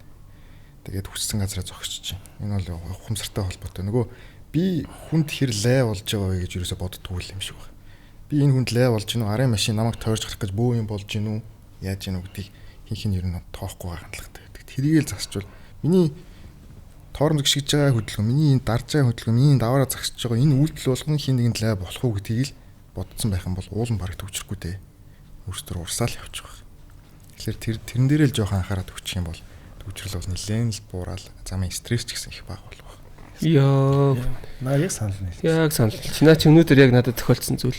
Хуучин жолооны курс 1 жил байсан шүү дээ. Жолооч ч бүр мэрэгжил байсан шүү дээ. Хуучин. Хэдэн оны юм ярьж байна? Тэр юм. Тэгтээ арай тэр юм яриад нөө. 6 сар ирэхэд 6 сар нэлээд удаа явсан. Яг энгийн жолооч болоход. Тэг яадаг байсан бэ гэхээр энд чинь нөгөө анхан шатны машиныга дуугүй ясалах наацх нэвтрэл энтлийг тэнэг олон талаас нь тайлбарлав. Энэ цаг үеэс. Одоо тэгээ би бас наадаж айгүй санал нийлдэг юм аа. Яг үнэ одоо ингээд машин барьж явах бас яг үнэ айгүй дургу болцсон.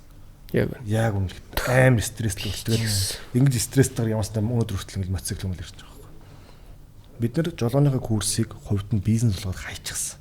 Үүнээслээд маш чанаргүй жолооч нар 45 хоног энэ машин барь сурна гэж юу яхад тэгээ үнэ л гэдэг. 45 хоногийн хэдэн хоногт нь зам дээр гарч байгаа. Олигтой шөнийн жолоодлого хийж байгаа юм уу ер нь? Тэ. Тэгээ 45 хоногийн курс гэж нэг юм балаа болгож жолооны курс. Над энэ юу таалагддаггүй. Жолооны курс. Дээр нь шалгалт нь авж байгаа нь өгж байгаа нь зүгээр бизнес болгох. За тэгэхээр бизнес болгоход нь өөр айгуу том алдаа болчихсон миний хувьд.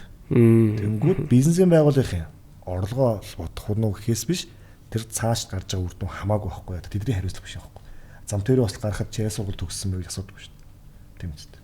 Тэгэхээр жолооны курсыг хувьд нь гаргасан энэ айгуу том алдаа авсан шүү дээ. Хувьд авсан. Яг үн тэ. Наа чинь бас гоё зөв шүү. Би болохоор ингэж бодоод одоо нэг би сая нэг 2 уржиг дөр мотоциклоо гаргаад ирсэн. Машин хоорондын зөрчилдөөн бол Монгол улсад бол угаасаа хэрэлдэх үедээ хэрэлдээл тэгэл угаасаа л дүрмээ бэлдэх хүмүүс зөндөөл байгаа. Тэр тэгэл явцдаа сайжрах байхаа л гэж бодож байгаа. Тэгээ яг л одоо хоёр зочны ярьдаг шиг тэгэл өөрөөсөө сайхан ухамсарлал. Түрүүн би бас нэг юм хэлэхэд тэр Яраад Яхавтай бол айгүй гоё нөлөөсөн. Гэхдээ та би тааг ойлгоогүй шүү дээ монголчууд. Тийм. Та би тааг бүр ойлгоогүй шатаагүй байхгүй лаунж хийж байгаа. Та би та гэж юу юм нэг тийм аян явж исэн. Гэхдээ та ороод би ороод та орно гэдгийг ойлгоогүй байхгүй. Тийм тэрний PR юм байсан л дээ. Тийм тий. Яг тэр үг чи өөрөө бидний үгсэн сан байгаагүй байхгүй юу? Одоо Яраад Яхавтай гэдэг үг чинь өөрөө бидний сайн явж ирсэн. Уламжлаад ирсэн үг байхгүй юу? Тийм. Ер нь сайн явж ирвэ шүү дээ. Тийм нэг монголчууд сайн явж ирсэн үү гэдэг болохоос хурдан явж ирвэ гэж ярьдаггүй те. Тэгэхээр тэр утгаараа Яраад Яхавтай компанид ажиллаагүй сайн урд төгсөн бол та бид нар тийм ба. Юун дээр замын хөдөлгөөний дүрэн дээр би одоо хэлэхэд одоо тэгтээ дөрвөө мототой хүмүүс бол сүүлийн 2 жил бол бүр ингээд өсрөнгүү ихсчлээ гэж би бодоод байна. Тэгэнгүүт энийгээ дагаад нөгөө мототой хүмүүсийг бас толиндоо айгуу сайн хараарай. Тэгээд хаалгаа айгуу харж онгойлгож байгаараа хин нэг зүгээр л хаалга онгойлгоод хин нэг 8 наснд хүрэх боломжтой цаг үед манай жолоочд минь одоо амьдарч байгаа шүү. Тэрийг айгуу сайн харьцангуй мототой хүмүүст зам тавьж өгдөг болчихсон байлээ. Нэг үе бодвол тэгтээ илүү нэмээд бас анхаарч яриа л гэж хэлмээр байна да. За тэгээд подкаст ерөнхийдөө энэ хүрээ өндөрлөж байна. Урилгыг мань өглөө авч хүрэлцэн ирсэн хоёр зочиндоо маш их баярлалаа. Миний асуугаагүй та бүхний хэлхийг хүссэн зүйл байгаа бол одоо хэлэх үдэ. Амартай хэлэх үдэ гэж хэлсэн. Улс төр явчихгүй те. Байхгүй юу? Надад бол байхгүй юу. За алга байна дүү. За окей. За маш их баярлалаа. Тэгээд тухтай байж чадв. Ярихсан зүйлээ ярьж чадв. Подкаст мөн юу таалагдв. Дажгүй юу? Гоё лөө. Илүү сайхан билүү? Ер нь тухтай байлаа. Сонирхолтой асуултууд хариуллаа. Өшөөч бас ярих юм ер нь байсан байх гэж бас бодож байна. Яг дахиад бид нар part 2 хийх боломжтой. Бүр илүү хобби ирж болно тий. Хэд паблик биш, жоохон deep down ярил бид нарт ярих юм зөндөө байгаа юм шиг байна. Миний хувьд бид нар бас одоо ингээд түрүү өөрсдөө ч шүүмжлээд байна шүү дээ. Ингээд машин муу барьдаг одоо юу вэ замын хөдөлгөөн. Окей бас нэг гэхдээ бас нөгөө талаас нь харах юм бол биднээс айгүй мэдрэмжтэй үндэстэй юм билээ шүү. Түрний миний хэлдэг нөгөө бид нар өвөг дээдс маань буюу бидний аав өвөндөр маань морныхаа дил хазаарыг бас нөгөө дил сүүлийн засдаг тий. Эмэйлийнхээ хийцэлд анхаардаг тий. Энтэй адилхан манайхан ч бас машин тоноглохдоо бас айгүй гоо донжтой тонголдог. Бас зарим залуучууд машин аюугүй ундаг шүү. Би чинь хүнтэй уулзахдаа тухайн нэг ч надад ажилд авахтаа ч юм уу тий. Өмсөн зүүсэн гэдэг нь юусаа хардаггүй байхгүй. Хойлоо гардаг. Машин л хардаг. Тухайн машина хэр цэвэрхэн унж ийн. Илүү дотор сарвачаал явж идэг шүү тий. Хитэн сарын өмнө сэвтэйгээ тий. Бүр нэг заваарц явж идэг хүнийг бол би хизээч юусаа тэр хүнтэй юм яриа хүсдэггүй. Гэтэл нөгөө аюугүй хөргөн залуу тий ингээд ажилд орохгүй байждаг. Гадаар машин ангууд хамаагүй ямар ч юм байж болно. Тэрийг гой унж байгаа хүмүүс гоё. Тэгээ нөгөө хүнтэй танилцаад одоо ямар нэгэн байдлаар хамтын ажиллагаа эхлүүлж байгаа замаад бүр үерхэж байгаа бол тий. Тухайн хүнийхээ унж байгаа машина хэр унж байгааг нь бас харахад бол ер нь бол айгүй төхөөц болно. Ялангуяа эрэгтэй хүн үү? Тий эрэгтэй хүний хувьд бол. Машин айгүй цэвэрхэн унж байгаа хүмүүс айгүй идэх шүү тий. Ер нь тийм шүү. За. Болоски юу? Болоо. За тусах. За маш их баярлалаа үзэгчтэй. Тэгээд өнөөдөр бид бүхэн ерөнхийдөө сайхан нэгт хобби ирлоо. Хоёрт тэгээд гоё бас мэдлэг мэдээлэл авсан болов уу гэж бодож байна. Юун дээрээ анхаарах уу те. Тэгээд авахыг аваад, хаяхыг хаяад. За энэ хэдэн минут явчих байна чи. Цаг. Бараг 2 цаг явцсан юм шүү те. За бараг 1 цаг 50 минут ярьсан байна. Тэгээд хэрэгтэй мэдээлэл авсан болов уу гэж бодож байна. Тэгээд манай энэ удаагийн зочноор Автартын Наба. За тэгээд Муфаягийн Мустафа нар хүрэлцэн ирлээ. Тэгээ бид бүхэн бас авттай холбоотой сэдвэр ингээд ярилцлаа. Тэгээд зочдоо маш их баярлалаа. Тэгээд хамгийн гол нь сайн бүхнийг хүсээрээ алтан шар зам нь үлзийтэй байг гэж өрөөйдөө. Тийм. За тэгээ маш их баярлалаа. Powered by Airplane. аялыг хөгжийн өрөөтэй авдаг байгаа. Бид бүгдийг байнга дэмжиж ажилладаг Bacchus brand мөн MFT Forex, Oxbar, IM Motors бид бүгдээ өнөөдөр хамтарч ажиллалаа. Ирэх дугаараар эргээд уулзцгаая. Goodbye. Powered by Airplane. Аялыг хөгжий. Podcast Room-ийн хамтрагчаар намайг сэргээдэг, онцгой болгодог Bacchus brand. IM Motors. I am what I am. MFT Forex. Oxbar